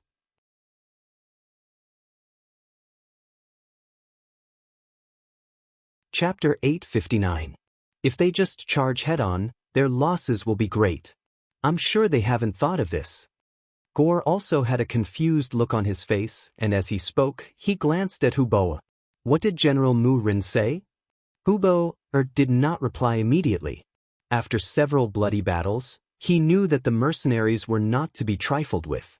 He also knew that among his subordinates, Mu Ren was the one who understood the enemy the most.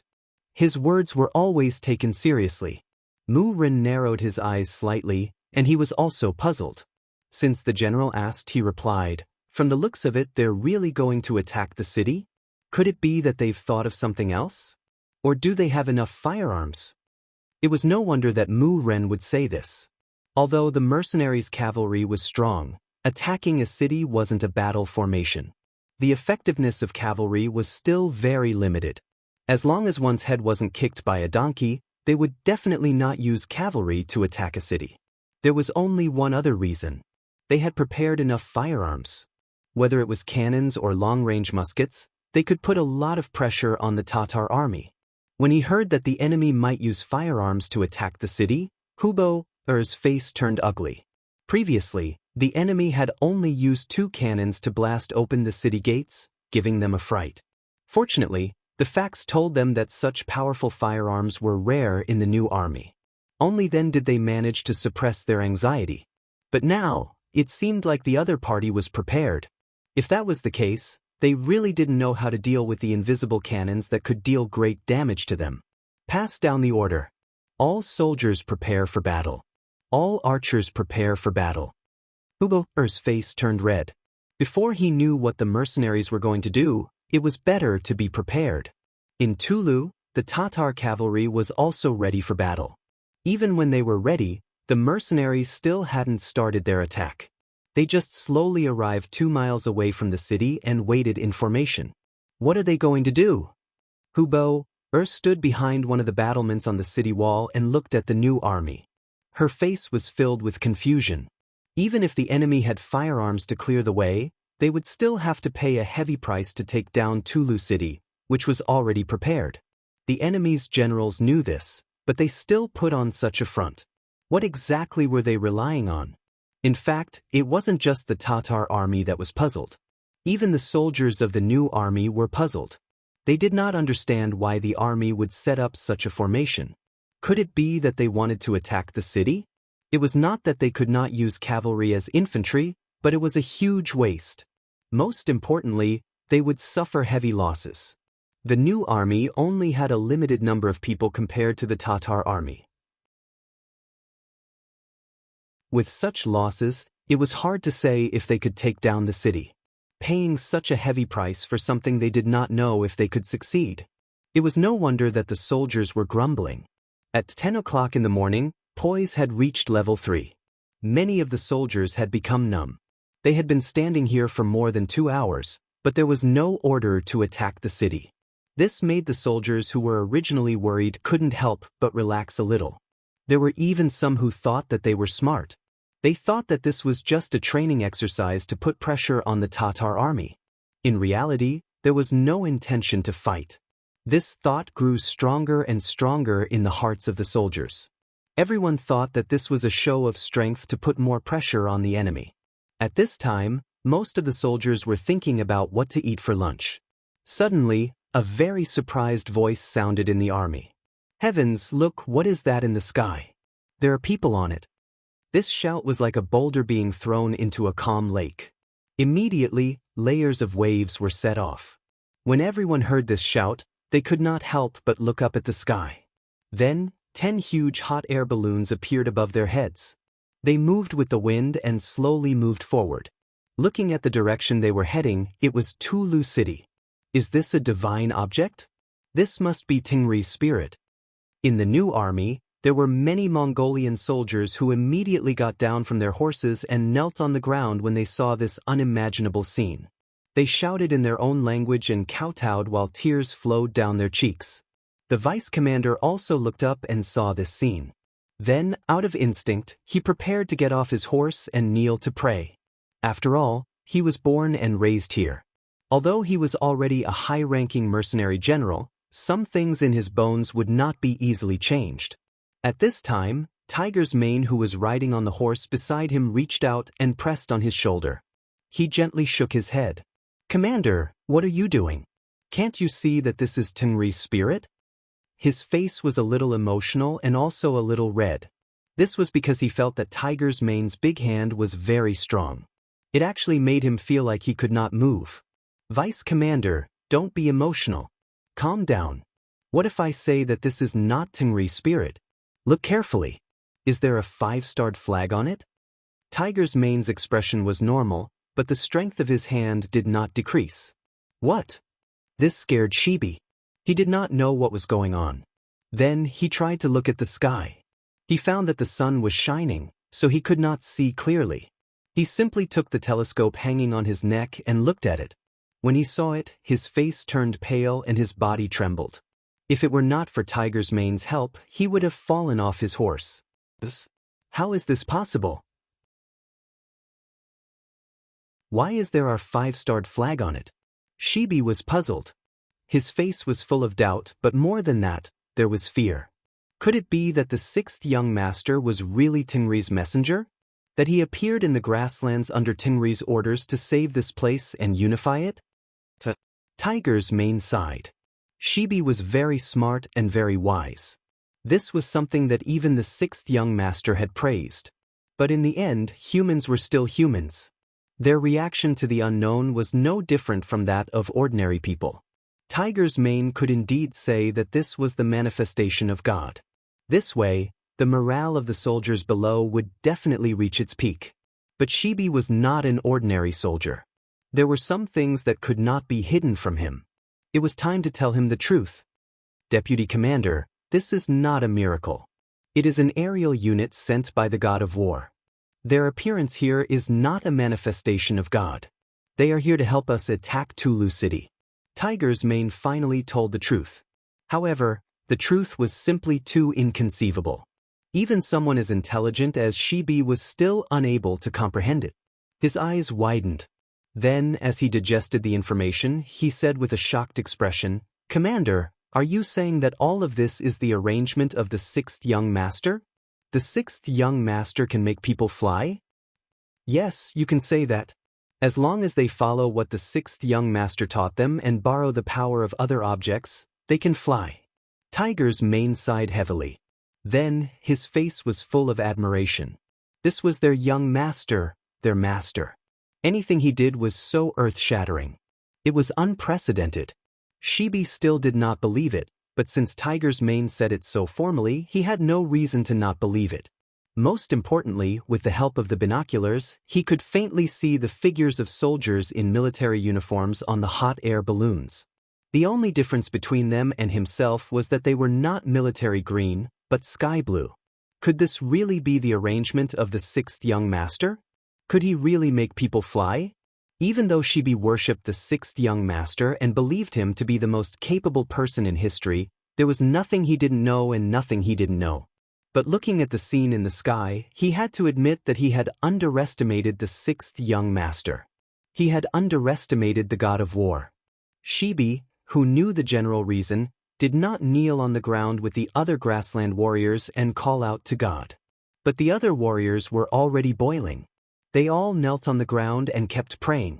They spoke of their respect and worship for God. Some people even took this opportunity to express the wishes that they had buried in their hearts. Most of the warriors got off their horses and knelt on the ground. At the back of the army, Wang Si was leading a group of teachers and students from the Yang Family Academy. Now, it should be said that the teachers and students of the First City Academy were watching this scene from afar. It was also Wang Si's first time seeing a hot air balloon rise into the sky. It was impossible for him not to be excited. It was just that he had already talked about the relevant knowledge during his teaching, so this excitement was quickly suppressed. He had already confirmed one thing, and that was that the things taught by the sixth young master were not unrealistic in the eyes of others. Instead, they could be put into practice after hard work. Think about it. If even people could be sent into the sky, what else could not be done? What else could not come true? All of you, take a good look. Don't always say in class that the things recorded in the book are not true and that some records can't be realized at all. Now, what else do you have to say? Taking this opportunity, the first deputy dean, Wang Xi, looked at everyone as if they were frogs at the bottom of a well. This time, no one objected to Wang Xi's words. The truth was right in front of them. What else was there to say? If people could fly into the sky, what else couldn't they do? Dean, we were wrong. Our understanding was wrong. We were too short-sighted. We will definitely study hard when we return to the academy in the future.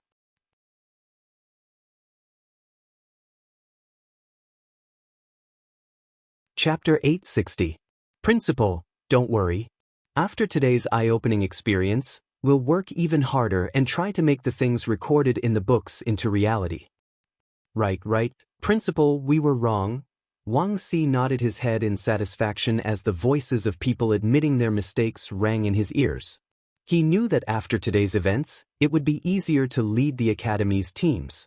He was even more curious as to where Yang Chendong had learned all this. For a person to be able to fly into the sky, this was something that he would never have dared to think about in the past. The mercenaries were shaken, and the soldiers all knelt on the ground. In Tulu City, the situation seemed to be replicated. After seeing the large balloons in the sky, the Tatar cavalry knelt on the ground, as did the master archers who had been lying in ambush. Even Hubo and the other generals knelt on the ground. Even though they were generals, they had not received any education and were illiterate. In the face of technology that had only been created a few hundred years later, their resistance was no different from ordinary soldiers. Even though these large balloons were floating over their heads, no one thought of doing anything to them. On the contrary, they constantly kowtowed and prayed, as if their words would reach the ears of the gods and become reality in the near future. Xuanfu City. After fighting bitterly for more than 10 days and nights, Commander Shi Wanshan's eyes were bloodshot. Giving up Tulu City and retreating to Xuanfu had put him under great pressure. It was said that the Beiming imperial court had sent him memorials as tall as a small mountain, and there were even people who requested for him to be replaced so that he could be brought back to the capital for trial. Fortunately, eunuch Deng Chong had stood firmly on his side at the crucial moment. In addition, the connections he had built up over the years had also played a role. In the end, he submitted a memorial stating that he could not only ensure Xuanfu City's safety within a month, but also take back Tulu City. Only then did the pressure lessen. However, only he knew how helpless he had been when he submitted that memorial. Although it seemed like the Duke of Loyalty's promise to him, through Yuken's words, he could not let go of this unknown minor character. Betting his life and future on a minor character he had met for the first time, even Shi Wanshan found it too laughable when he thought about it. His actions back then had been too bold. Fortunately, this Yuken had always been by his side. Even after following him to Xian Manor, he was very cooperative and stayed in the small courtyard arranged by him. It was just that during the day, when he went out on the streets and strolled around, he was not afraid of the northern Ming soldiers secretly following behind him. You cannot escape, this was the only thing that comforted Shi Wanshan. Originally, he thought that there was still some time before the 1-month deadline, and that Yuken's life and death would be revealed. However, he never thought that this person would actually take the initiative to meet him this morning. Shi Wanshan was very curious about Yuken's request to see him. In the small courtyard, he met this average-looking young man who was always very calm. In the small courtyard, the moment the two sides met, Yuken said something that shocked Shi Wanshan. "Commander, today is the day for you to launch a large-scale counterattack and take back Hello City." Yuken had appeared in front of him a total of 3 times. The first time, he had passed on the Duke of Loyalty's words and asked him to withdraw from Talu City. The second time, he had followed him to Xuanfu City without waiting for his orders. And now, this was the third time they had met, but his words had also shocked Shirwanshan. Sir Yu, what do you mean? Although Shirwanshan believed that he had the demeanor of a great general and was calm in the face of trouble, he had to admit that he was more shocked than the last when he met Yukon. That's what I meant just now. Today, Talis City will undergo a great change. I'm afraid that it won't be long before Hubo sends the order to withdraw the troops. The time could be tonight or tomorrow morning. Commander, you just need to make your preparations. Yukan's expression remained the same, as if he was talking about an extremely ordinary matter. He said these words word by word from his mouth. The more calm Yukan was, the more shocked Shirwanshan was. Last time, he had come at the besieged Talu City on the orders of the Duke of Loyalty.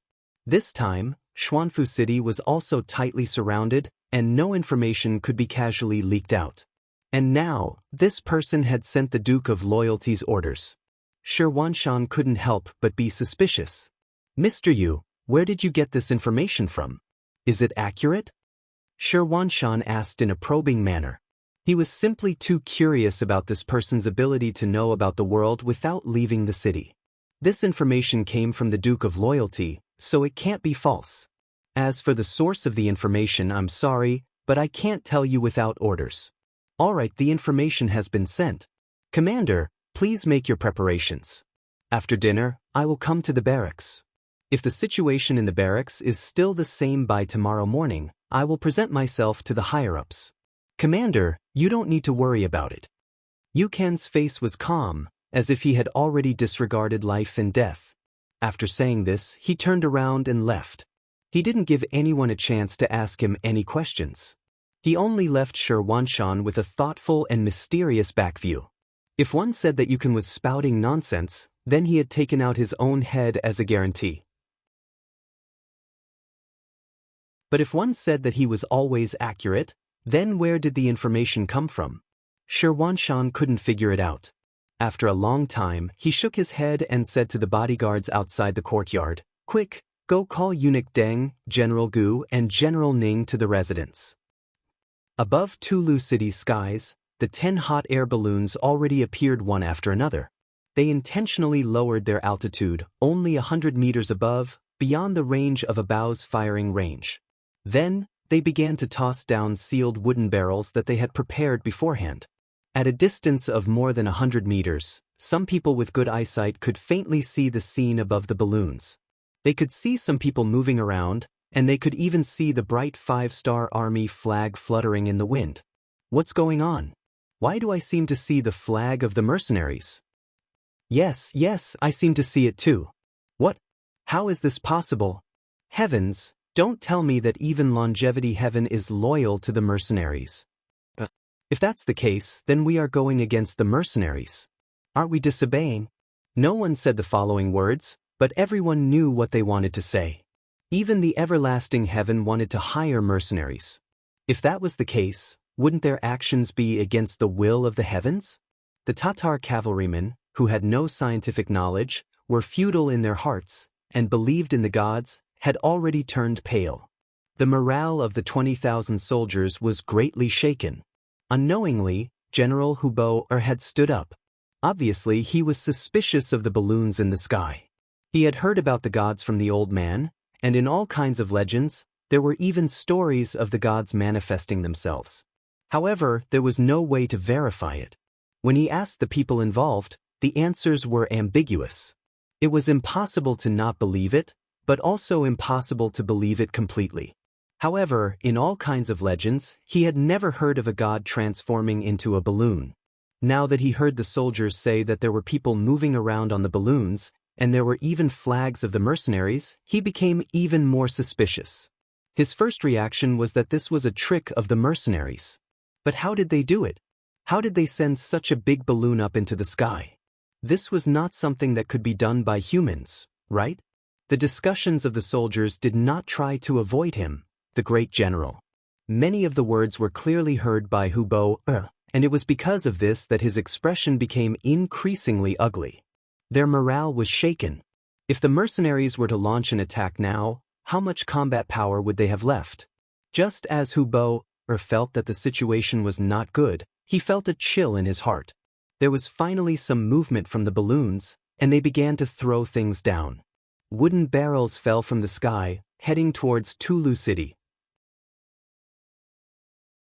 Puff, puff, puff, thump. Every time it fell, there would be a huge explosion. Then, the barrel would explode, and a pool of crude oil would flow in the city. The air was filled with a pungent smell.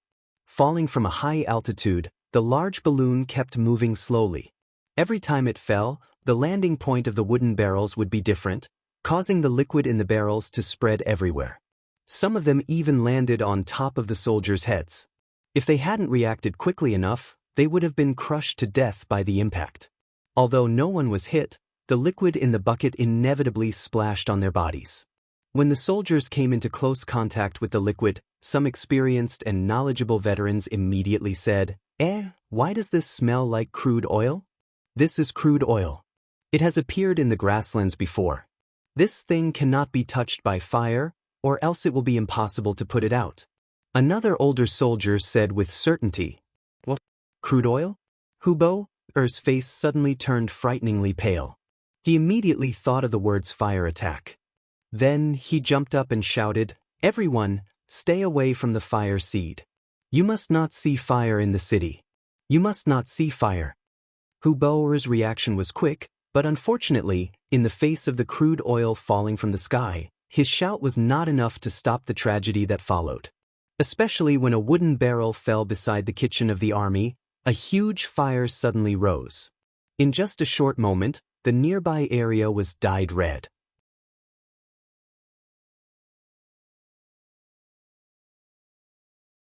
Chapter 861. When the fire appeared, it borrowed the strength of the wind. When it came into contact with the oil in the air and on the ground, the fire began to spread at a very fast speed. In many places, the fire was connected to one another. It looked like it was going to spread to the entire city and could not be contained. Such a conflagration was fatal to the Tatar horsemen in the city. When the fire was everywhere, the first to be frightened were the war horses that were still in the stables. Animals were afraid of fire. When the fire came at them, even the docile war horses could not endure it. They had no choice but to fiercely neigh. Their bodies surged, and they forcefully jumped out of the wooden stakes and galloped on the streets. When they encountered the Tatar soldiers, they didn't listen to their advice and continued to charge forward. Even if they knocked the soldiers who blocked their way to the ground, they still couldn't stop the momentum of their charge. The neighing of war horses could be heard everywhere. When the fire gradually grew bigger and started to connect together, some soldiers could not avoid being surrounded by the fire. Then, extremely miserable screams rang out. The entire city was thrown into chaos in an instant. The soldiers on the city gate tower were relatively lucky. No wooden barrels fell on them. But just because they were fine, it did not mean that they were fine. When they saw the fire devouring their war horses, their companions, and even the entire city, some of them could not help but cry out. This is the punishment of the gods for making an enemy out of the mercenaries. This is heavenly punishment. We cannot control it. Brothers, let us surrender and lessen the wrath of the gods. We surrender. We are willing to atone for our sins. When the voices were heard, more and more Tatar soldiers knelt on the ground and cried out. There were even some who rushed down the city walls. They wanted to open the city gates and rush to the foot of the mercenaries to repent and atone for their sins with actions. Bastards, what are you doing? You are not allowed to open the city gates and you are not allowed to surrender? Men, kill all those who have lost their minds. Kill them all. Seeing that the situation was in chaos and that the soldiers on the city walls were not listening to their general's orders, Hubo's face was ashen. As the shouts rang out, some of the soldiers who were still clear-headed rushed to the side of the inner city gate with their blades. When they faced their companions who had already gone mad, they first tried to dissuade them, but when it was useless, they swung their blades and cut them down. However, the number of personal guards was still too few, while the number of soldiers who had gone crazy was too many. It had already become a general trend, and there was no way to stop it. Seeing that the situation was getting out of hand, Mu Ren, Hu Lin, Gao Er and the other generals brought their soldiers and rushed in front of Hubo. "General, this is the will of the heavens. We cannot go against it. Please retreat." Hu Bo didn't want to admit defeat, but he didn't have any other choice. In the end, he spat out a word with great difficulty: retreat. Hu Bo knew that there was nothing they could do about it. They could only rush out of the city and wait for a chance to make a comeback. Before leaving the city, he did not forget about General Chiga and the 10,000 Tatar cavalrymen who were attacking the city at Xuanfu City. "Quick, send a horse to inform General Chiga to retreat as soon as possible." Hu Bo gathered his personal guards and around 5,000 Tatar cavalry, making a total of 6,000 people. When the surrendered soldiers opened the city gates, Hu Bo led his soldiers out. The new soldiers waiting at the city gates had already woken up from their initial shock. Under the orders of the battalion commander, company commander, and platoon commander, they all got on their horses and prepared for battle. When they saw the raging fire in the city, countless grassland warriors were shocked. At the same time, they thought that the god of war was indeed a messenger sent by the immortal heaven. Even the heavens were willing to help him. They really didn't know who else could be his opponent. The city was ablaze, and the gates outside the city were wide open. Then, countless Tatar cavalry rushed out. As soon as they appeared, they charged over in a frenzy. It seemed that they wanted to fight to the death with the mercenaries. Blow the bugle call, kill the enemy. Tiger's Mane saw that the situation was set, so he opened his mouth and gave the order to attack. The high-spirited and high-spirited mercenary soldiers immediately swarmed forward in units of battalions. They launched a deadly attack at the remnants of the Tatar cavalry that had charged out. The cavalry of both sides soon clashed within 2 miles of the city gates. The new army, which had the upper hand in both strength and morale, pierced through the enemy cavalry formation after just a few exchanges, causing the enemy to throw away their armor and flee in utter defeat. "General, let's go. I'll cover the rear," Gore called out, and then he led his personal guards and the 1,000 or so Tatar cavalry to form a human wall, blocking Hu Bo and the others from escaping. In the current situation, it was clearly impossible for all of them to escape. Only a portion of them might still have a chance. Gao stayed behind of his own accord, causing tears to well up in Hu Bo's eyes. He knew what would happen if he made this decision, but he didn't have any other choice. "Let's go." After a moment of hesitation, Hu Bo whipped his horse. Under the protection of Mu Ren, Hu Lin, and several hundred personal guards, they finally broke out of the encirclement of the new army and headed southwest. General Gower, who was left behind with over 1,000 cavalry, was only able to hold out for less than an hour before they were completely annihilated. Among them, Gower was slain by over a dozen blades, thus announcing the great defeat of the Tatar cavalry and the glorious victory of the new army. In this battle, the great fire in the city had killed more than 1,000 Tatar soldiers, injured more than 2,000, and killed 3,000 enemy cavalry. Hu Bo fled with a few generals and 500 cavalry. The threat of the Tatar cavalry had disappeared, and they fled in defeat. Clean up the battlefield and make preparations. There's still a big fish coming. Seeing that the sun was setting, Tiger's Mane ordered the cooks to cook while ordering the army to take turns to rest and prepare for the upcoming battle. On the walls of the Xuanfu city, Shi Wanshan was in a corner of the city gate tower, facing Dengchang, Ancient River, and Ningwenfei. He had already informed the 3 of Yukan's arrival during the day, but the 4 of them had discussed it for a long time without coming to a conclusion. They all had the same question: how did Yukan find out about the news outside with the 4 gates of the Xuanfu city closed? After the incident at Tulu City, Ning Wenfeng had increased the patrols in the city. Even a bird would be discovered if it flew into the city. However, they had not received any reports, so where did the news come from? There was also another question. Why did Yukan say that the Tatar cavalry would retreat? Would they really be so obedient and retreat? Since they could not think of a reason, they decided not to think about it. The 4 of them had already arrived at the city gate tower. They ate and drank here, waiting for the situation to change. A pair of chopsticks picked up a mouthful of food. Gu He, who had just recovered from his injuries, put it into his mouth and said, "Commander, do you think we've been played by that Yukan guy? He suddenly gathered the entire army. If the news is false, wouldn't we have wasted our efforts? That's right.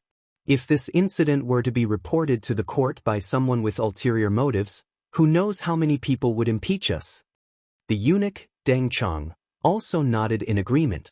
He did not care if the soldiers were tired or how many soldiers died. He only cared about one thing, and that was how the court viewed them. This would directly affect the emperor's attitude towards him and his future. Hearing the questioning voices of the two, Xianxia said with a heavy expression, "To be honest, I don't know how much of Yukan's words are true. However, since he was willing to bet his life, it should not be false." "Oh right, did Yukan come?" "Just here." The one who answered him was the commander, Ning Wenfeng.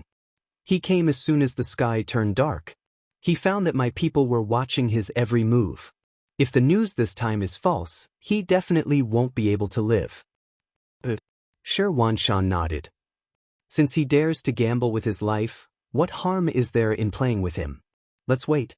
At the latest, we'll know before daybreak tomorrow." Xianxia gave the deadline for daybreak. However, they did not wait until midnight. The Tatar cavalry below the city walls began to move. General Chiga had already received the fast horse scouts sent by Hubo and learned of the fire in Tulu City. With their retreat cut off, there would be no more reinforcements or food. They might even have to face the appearance of mercenaries. When that time came, they would be attacked from both sides and would definitely lose. At this moment, there seemed to be no other choice but to retreat. "Pass down my orders. Move out one by one. Try not to make any noise, especially not to alarm Bai Ming's army."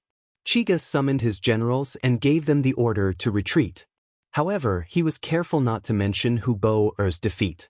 He only said that General Chiga was going to fight a decisive battle with the mercenaries and did not have enough troops. The Tatar cavalry, who were not adept at sieges, had long grown tired of Xuanfu City. Now that they had a chance to leave this place, naturally no one objected. All of them happily agreed and began to retreat according to the plan. The Tatar army had been very careful with their retreat. Normally, they would have been able to retreat without being discovered in the middle of the night. However, things were different now. They had already sent out dozens of scouts to keep an eye on them. The moment they moved, the news was immediately sent to Xianxia. They really moved? Hearing the scouts' report, Xianxia's face was filled with astonishment. Deng Chang and the others were also shocked. Their expressions were written all over their faces.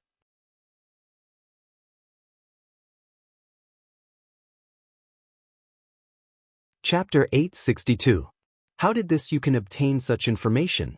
If they didn't figure this out, wouldn't it mean that their every move under the sun was being watched by others? How could there be any secrets? Why don't we send someone to capture this Yukan and use some methods? I don't believe that he won't talk. Ancient River said with a ferocious face. Clearly he also felt the threat. No. Ning Wenfeng shook his head and rejected. Yukan should be one of the Duke of Loyalty without a doubt, and it's hard to guarantee that there's a second Yukan beside us. If we touch him like this, once the news spreads, the Duke of Loyalty will punish us for treating our benefactor like this. If because of this, Tulu City won't be given to us and even attracted the mercenary army to become our enemy, the consequences are not something we can bear. At that time, even if we die, we will be regarded as sinners and our families will suffer. Ancient River originally wanted to say something, but he suddenly realized that he had nothing to say. That's right, we can't touch this Yukan.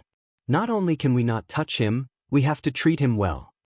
Eunuch Deng Chang also expressed his attitude. He didn't care if he was being targeted or not. What he wanted was to win the battle and take back Tulu City. This way, he would have an explanation to the emperor.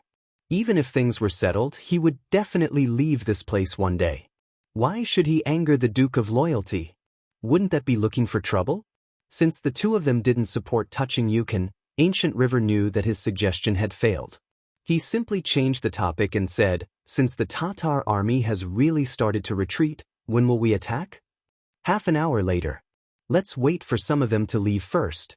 Since they are so weak, it will be the best time for us to make a move. When we make our move, we will spread the news of Tulu City's defeat and disrupt their morale. Shi Wanshan finally opened his mouth and decided the matter. Although he didn't know why the Tatar cavalry retreated, he thought that it must be related to the situation in Tulu City. It must be because the situation there was critical that they had to retreat. Since that was the case, he naturally had to add fuel to the fire. He wasn't naive enough to think that the Tatar general would tell the soldiers the truth. All right, if you don't want to talk about it, I'll talk about it. Shi Wanshan's decision was supported by the other three. Immediately, everyone went to arrange the troops to make the final preparations before the surprise attack.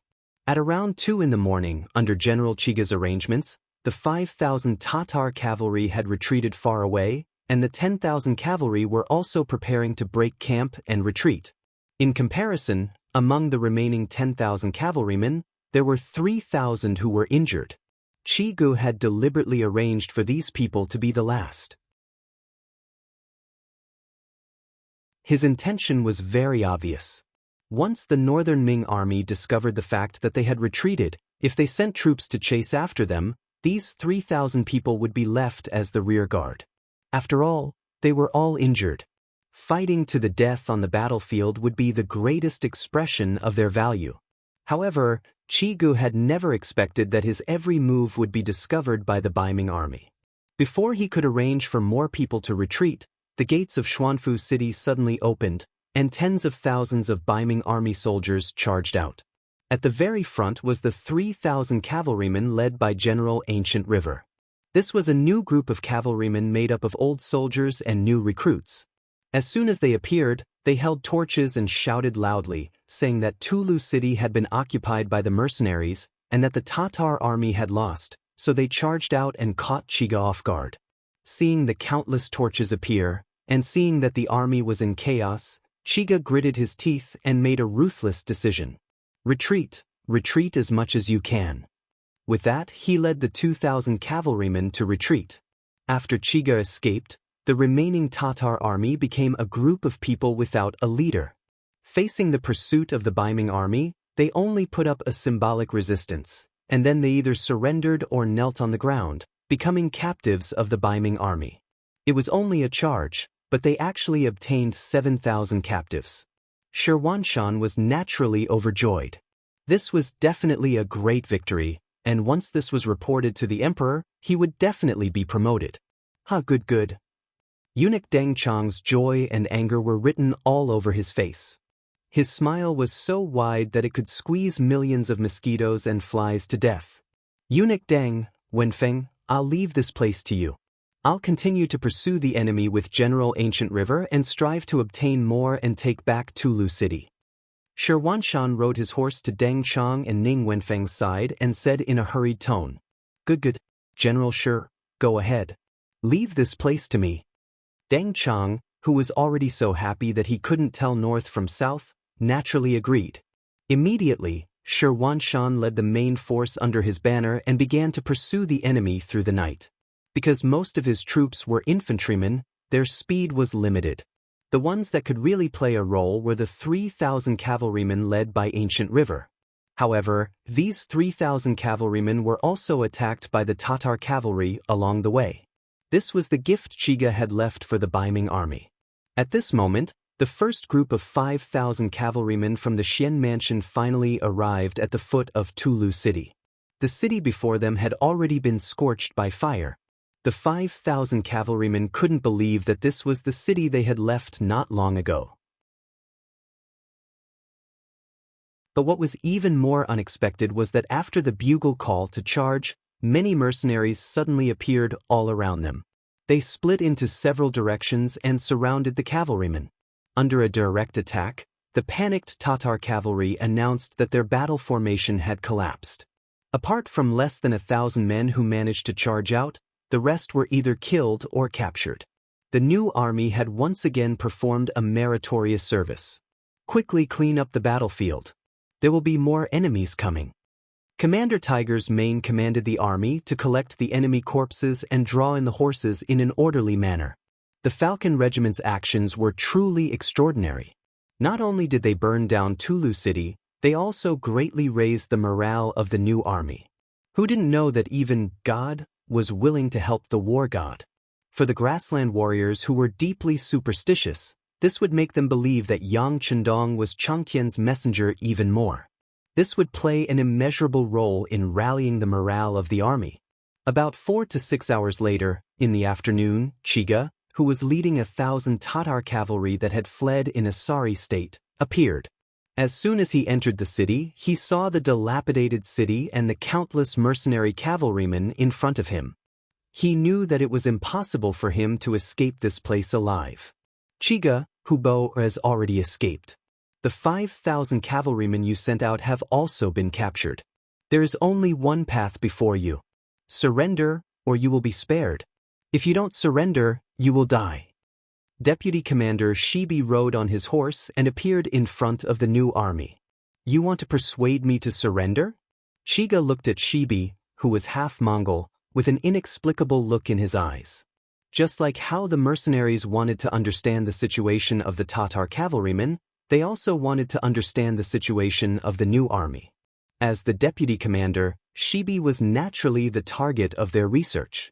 This person was actually a former general of the Tatar army, and one who had surrendered. It was hard to understand how such a person could be used by the war god, and even be promoted to such a high position. It was impossible to say that Chiga did not have any envy and jealousy in his heart. However, he would not choose to walk down the same path. Perhaps this was because people had different lives, or perhaps it was because the world was so wonderful.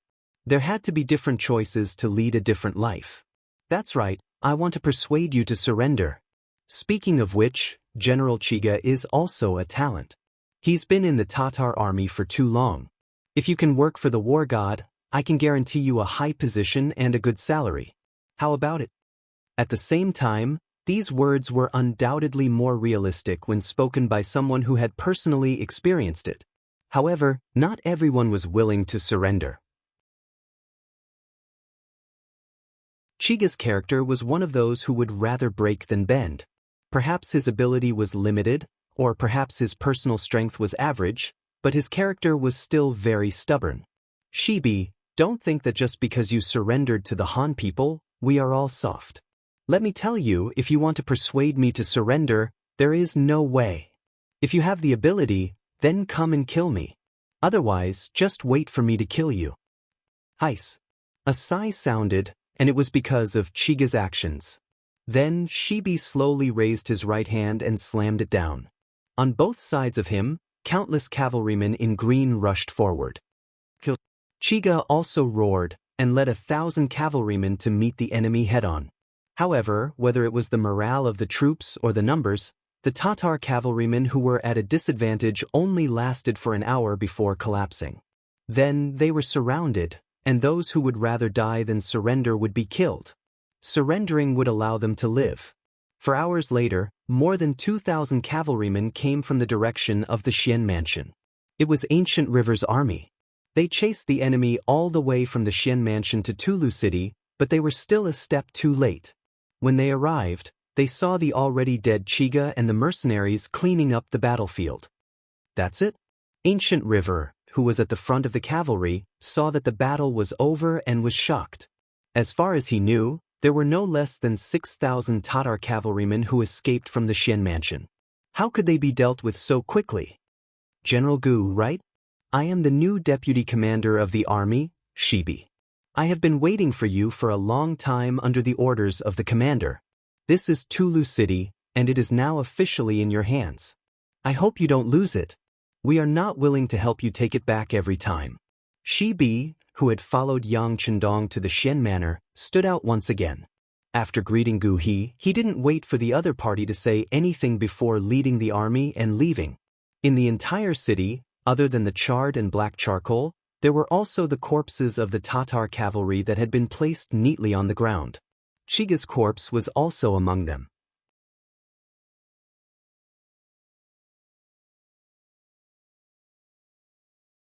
Chapter 863. This was a greeting gift from the new army to the Baiming army on the orders of the 6th young master, or perhaps to Shi Wanshan.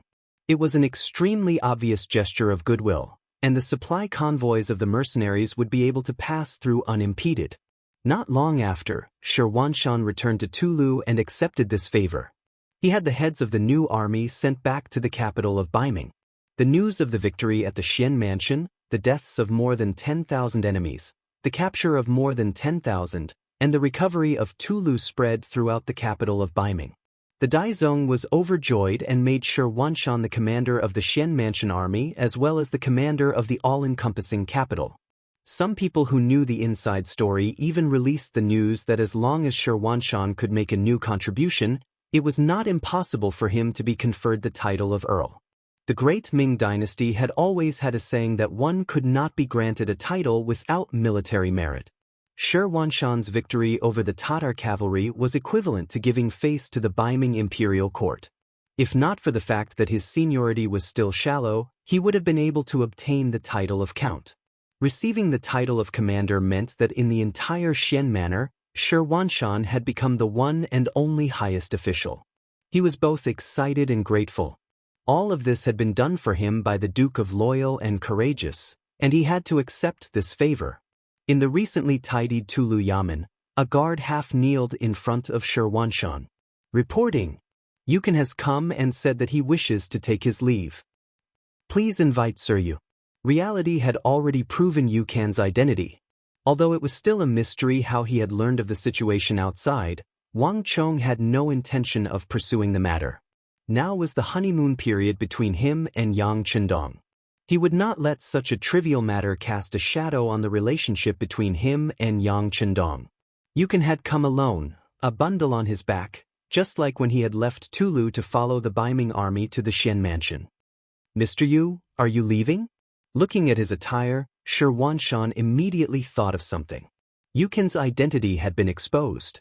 Given their current relationship, even if he stayed in Tulu City, no one would dare to do anything to him. However, vigilance was unavoidable. If that was the case, how could they carry out their work? Thus, Yukan's departure became inevitable. Yes, Qin is here to bid farewell to the commander. I believe you must have a message for the loyalty Duke. Yukan's expression was very calm as he spoke. About 2 hours later, Yukan left. His face was still as calm as before, making it impossible for others to see what he was thinking. Then, he rode out of the city and headed straight for the first city. It was already 2 days later when Yukan reappeared in the beginning city.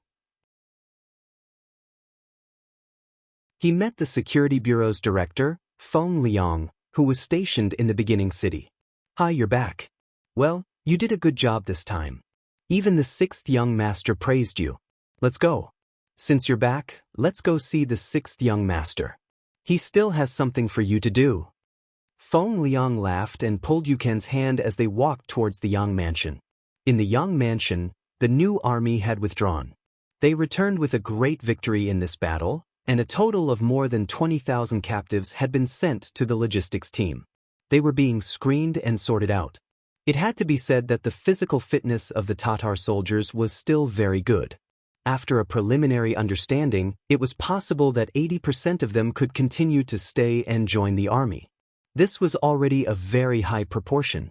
As the Logistics Division's division commander, Beta Persei was standing beside Yang Chendong with a smile. The more captives and able-bodied men the Logistics Division had, the more confident he would be in doing things.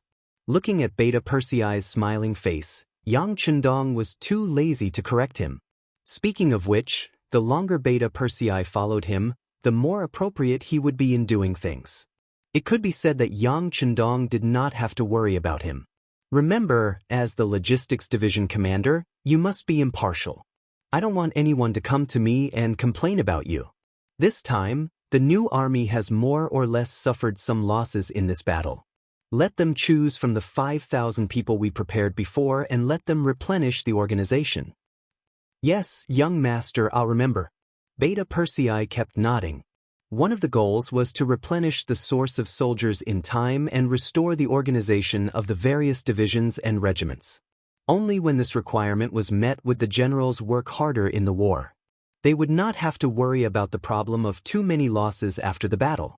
On the battlefield, they would dare to fight the enemy with their lives and fight big and fierce battles.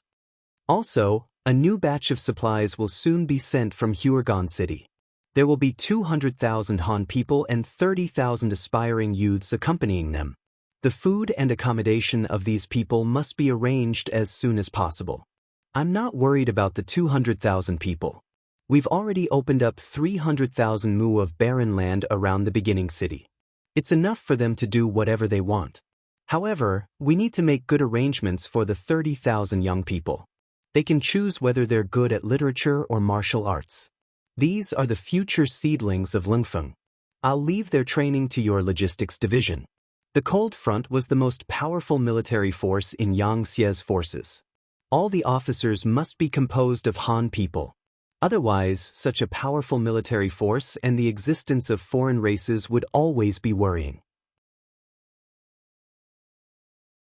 This was also a rule that Yang Chendong had set from the beginning. Understood. Young master, please don't worry. I will arrange these in advance. Beta Persei patted his chest with a reassuring look. After a while, there was the sound of footsteps outside the door. Yang Si appeared. Young master, Director Feng has brought team leader you can hear. Okay, let them in. Yang Chendong nodded, then looked at Beta Persei and continued, the new army is back. This time, the matter of dealing with the Gobi Mongolians will be handed over to them. Your logistics division is mainly responsible for the logistics this time. Beta Persei's face changed when he heard this. He thought that he would have the opportunity to go to war. He even prepared a reserve army of 5,000. But now, he was deprived of the right to go to the battlefield with just one sentence. It would be strange if he was happy. But you don't know how many people are jealous of your position as the logistics division commander. If you are allowed to go to the battlefield, how will the other generals have the chance to perform meritorious deeds? Well, of course, if you must go to the battlefield, you have to hand over the position of division commander and let someone else take it. Yang Chendong was not unreasonable. He took the initiative to give Beta Persei a chance to choose. It was said to be a choice, but the result had already been decided. For the last battlefield, Beta Persei would not give up the position of Logistics Division Commander. He had no choice but to lower his head and say, Young Master, then I'll just take care of the logistics. Well, Young Master is very happy that you have such awareness. This is called doing your job. As the First Division Commander, you have to set a good example. When someone takes over your position in the future, they won't think about going to the battlefield. Don't worry, there will be battles for you in the future. As for now, go and arrange the work I just mentioned. Yang Chendong said in a gentle tone. It was obvious that he valued Beta Persei. The last words made Beta Persei feel warm in his heart. He immediately saluted and left. He passed by Feng Liang and Yukin who were entering the courtyard. Both sides nodded to each other as a greeting. The hero is back. As soon as he saw Yukin who was following Feng Liang, Yang Chendong smiled and joked. Then he took the initiative to stand up from the chair and extend his arm. Seeing Yang Chendong stand up, Feng Liang and Yukin did not dare to be negligent. They hurriedly walked a few steps and came in front of him. They first saluted and then stretched out their hands. They looked very excited. Even Yukan, who was usually very calm when dealing with people, was flushed with excitement at this moment. This was the sixth young master, the founder of Xianxia forces. In front of him, no Xianxia member had any reason to be arrogant. I have a seat. After shaking hands with Feng Liang and Yukan, Yang Chendong smiled and pointed to the two bamboo chairs placed opposite him. Then he picked up the Grassland King cigarettes on the stone table and gave one to each of the two people in front of him. Grassland King cigarettes were the latest products in Chichen City. Considering that there was only one type of cigarette, which was too monotonous, they made a few more types according to Yang Chendong's idea. For example, the very ordinary Dahai and Blue Sky cigarettes. The Grassland King cigarettes were very advanced and were not for sale. They were only provided to some high-ranking officers. Hey, this Grassland King cigarettes are milder than the God of War cigarettes. I only got one, so I have to smoke it sparingly. Feng Liang smiled and helped Yang Chendong light the cigarette. The sincere smile on his face did not show the shrewdness and calmness that an intelligence officer should have. Okay, when you leave later, I will let you take 2 more back. And Yukin's performance was also very good. When you leave, take 2 more. Yang Chendong seemed to be in a good mood and casually gave out 4 Grassland King cigarettes. Of course, the cigarettes were a small matter. The main thing was to express a friendly attitude. Sometimes, a small action could buy the hearts of many people. Feng Liang and Yukin immediately stood up to express their gratitude. Yang Chendong smiled and gestured for the 2 to sit back down. Then he looked at the latter and said, "Yukin, this time your performance was very good. Tell me, what do you know about the Baiming army?" Yukin agreed. He then gave a summary report of what he had seen and the information his subordinates had gathered. According to Yukin, the combat power of the Baiming army had increased compared to before. Perhaps it was because the Ming dynasty was divided into north and south, and the sudden rise of the mercenaries gave the emperor a lot of pressure. Now, not only did the military budget increase, but the social status of the generals also increased, especially since firearms were prepared for the army. If they fought with Yes Hen, the Tumu Castle incident would not have happened.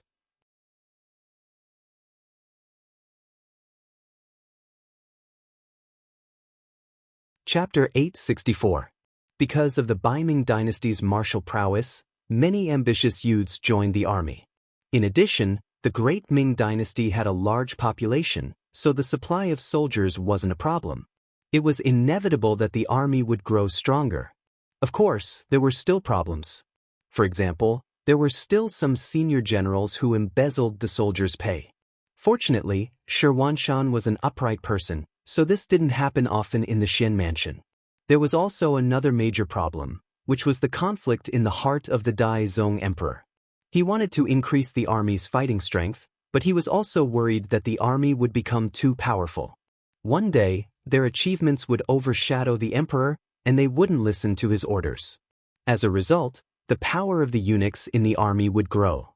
This was indeed a way to keep the generals in check, but at the same time, it also sowed a conflict. In the end, Yukin also said, "Sixth young master, after this incident, Shi Wanshan's reputation has indeed shot up. It seems that he is unparalleled in the limelight, and many people have even joined the army out of admiration. This will be a great boost to the strength of the Xian Manor's army."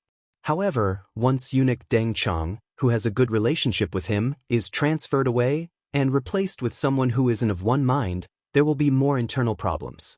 It's unknown how much of their fighting strength they will be able to display. Yang Chendong listened carefully, not interrupting the other party's conversation. From time to time, he would nod in agreement.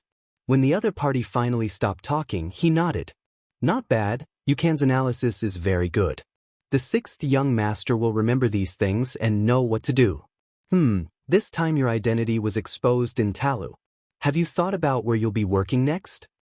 "It's all up to the 6th young master," Yukin said without missing a beat. This time, he had performed a meritorious service. Although he was only passing on an order, his courage to take risks was recognized. Most importantly, until he left, he didn't give himself away in the slightest. He didn't expose the radio station, so Shi Wanshan still couldn't figure out where his information came from. This illusion was set up very well. This was one of the main reasons why he had performed a meritorious service. With this, there would be suitable arrangements for his next job. Alright, you can go to North Korea next. Recently, their naval activities have been very frequent. They have repeatedly passed by our naval ships transporting supplies, and the distance between the two sides is getting closer and closer. If this goes on, I am afraid that sooner or later there will be a problem. Since we are going to fight, then we must first understand the situation over there. How about you be the director?" Compared to his previous position as a team leader, the director was equivalent to a promotion. This was an affirmation of Kan's work and also a reward for him. Yukin immediately stood up and saluted. "6th young master, please be at ease. I will definitely get a clear picture of the situation over there as soon as possible. Once the war starts, we will be the army's eyes and ears." "Ha, good. Yang Chendong laughed with satisfaction. In the Great Ming Dynasty's Forbidden Sea, the strength of the sea was already very limited. This was especially so in Baiming, where there was almost no navy. Due to geographical and environmental reasons, there were not many people who knew how to swim. Even if they wanted to establish a navy, there were many problems that needed to be solved. It was not something that could be accomplished in a short period of time. North Korea was different. They were originally close to the sea, and their naval industry had always been very developed. The commander of the First Naval Army, Gao Xiong, reported that recently when they were transporting supplies to the sea town, they had encountered the North Korean Navy several times. Although everyone restrained themselves and did not make a move, the other party's investigation was very clear. If one did not consider the future, there would be immediate worries. North Korea should be prepared for the problem. Yang Chendong sent Yukin over to do a deeper understanding and investigation. Yukin's appointment meant that Yang Chendong didn't need to worry about him. After the new army was replenished, Yang Chendong turned his attention to the Mongol tribes in the north of the desert. According to the information provided by the Security Bureau, the escaped Tuoya had already found the two generals, Na Ri-song and Bao Yin. They quickly gathered 40,000 cavalrymen and went straight to the vicinity of Ma River. They used the slogan of protecting the king to start a war with Fan Yuhai. Fan Yuhai, who was already prepared, used the name of Sud Khan to wipe out the rebels. He brought 35,000 cavalrymen to engage in a bloody battle with Na Ri-song on the grasslands. Both sides suffered casualties, and they were now at a crucial moment in the battle. It's time to set off. After receiving the information, Yang Chendong called over Tiger's Mane, Xiaofeng, and the other generals. After a discussion, the army set off a day later, heading straight for the Mongol tribe in the desert. Balsi and Tan, north of Ma River, was a temporary capital built at the end of the Yuan dynasty. In the current Mongolian East Province, west of Chobishan City, north of the middle reaches of Krulin River, Balsi Hot. At this moment, there was a cavalry war going on here. Both sides had tens of thousands of cavalrymen clashing in this area. The war had already lasted for 10 days, and there was no sign of it stopping. Fresh blood dripped onto the grasslands. From afar, it was a patch of red, like a sea of blood. One side used the name of Sud Khan to wipe out the rebellion, but they just wanted to steal the command of the Mongol tribe in the desert. The other side shouted that they wanted to save the emperor, to clean up the emperor's side. They wanted to take back the highest authority of the Mongol tribe in the desert and repeat the glory and prestige of the Golden family. Both sides refused to give way to each other. The war went from a small-scale battle at the beginning, with only 60 to 70,000 cavalrymen joining. After 10 days, more and more small tribes joined for various benefits. The number of cavalrymen also continued to rise, reaching 100,000. Moreover, there was an endless stream of different powers joining the battlefield, causing the scale of this war to grow larger and larger, exceeding the expectations of both sides. Fan Yuhai originally thought that controlling Sud Khan was equivalent to controlling the lifeline of the Mongol tribe in the desert. When the time came, he only needed to marry Princess Tuoya, and with enough status, he could get rid of the donkey after it had outlived its usefulness. Then he would shout out, and naturally there would be countless people responding. He would then have the confidence to challenge the mercenaries. In the future, he would even become one of the overlords of the grasslands, and it was not impossible for him to unify the grasslands. He never would have thought that something that did not seem very difficult would happen because Sud Khan faked taking medicine and told the truth to Princess Tuoya, causing her to suddenly escape. Although he had used this time to control some of the Mongol army, and with Sud Khan, it was equivalent to having a righteous cause and seemed to have the upper hand.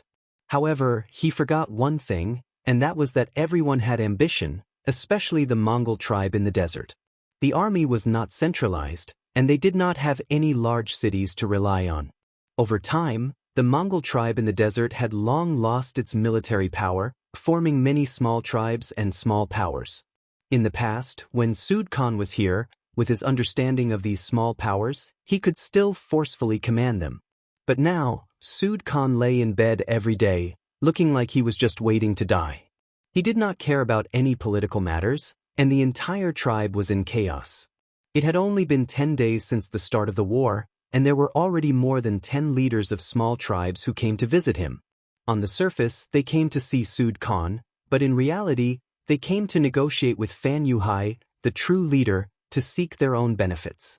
Some of the leaders of these small tribes only had a few hundred cavalrymen under their command, while others had 1,000 cavalrymen. The more powerful ones had thousands to thousands of cavalrymen under their command. The conditions they proposed were also based on their own strength.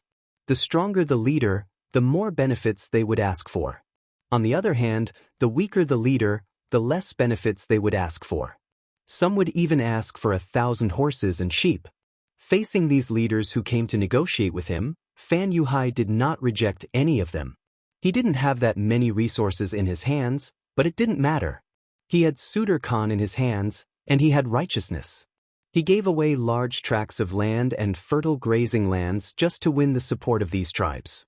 After all, the land was not his, and Fan Yuhai did not feel any heartache when giving out these things. Not to mention, he had a little plan in his heart. Once he defeated Tuoya's army and became the true Khan, he would be able to take back everything that he had given out. At that time, if anyone dared to resist, he would kill them. All along, Fan Yuhai had been a person who would do anything to achieve his goals. This was the case when he was in Jiaoji, and it was still the case now. The news of Fan Yuhai's generosity spread far and wide. Some of the leaders of the smaller tribes who had wanted to sit back and watch were also moved. They all came to Fan Yuhai's tent to ask for benefits. After they were satisfied, batch after batch of cavalrymen joined the camp. Fan Yuhai's forces grew bigger and bigger. There were strong and there were weak. In comparison, Princess Tuoya's side's development was a bit too slow. There were also people who came to ask for benefits, but Tuoya tactfully refused with a sentence, saying that everything would be decided by her father. However, she still did not forget to say that as long as someone helped her and her father, she would definitely be grateful. It was only a sentence of gratitude, without any concrete repayment. Naturally, the support she received was much less. Immediately, more and more small tribes went to Fan Yuhai's side, and it wouldn't be long before they announced that they would join their camp. Another few days later, the scouts at the front brought back news. Outside Fan Yuhai's camp, there had already been 3 successive expansions. Looking from afar, the number of cavalry had long been densely packed, impossible to count. When the news reached Princess Tuoya, the expressions of the 2 great generals who supported her, Nari Song and Bao Yin, became extremely ugly. According to the current situation, if they were to fight with Fan Yuhai, they might not stand a chance. However, it was precisely at this time that a new piece of news arrived. The Mongol tribe's General Sahaba was currently leading 30,000 cavalry straight towards them. The front army's cavalry was already less than 10 li from them. You're tuning in to the Wang Lin's Journey YouTube channel. Don't forget to subscribe and join us on this journey to catch the most captivating stories.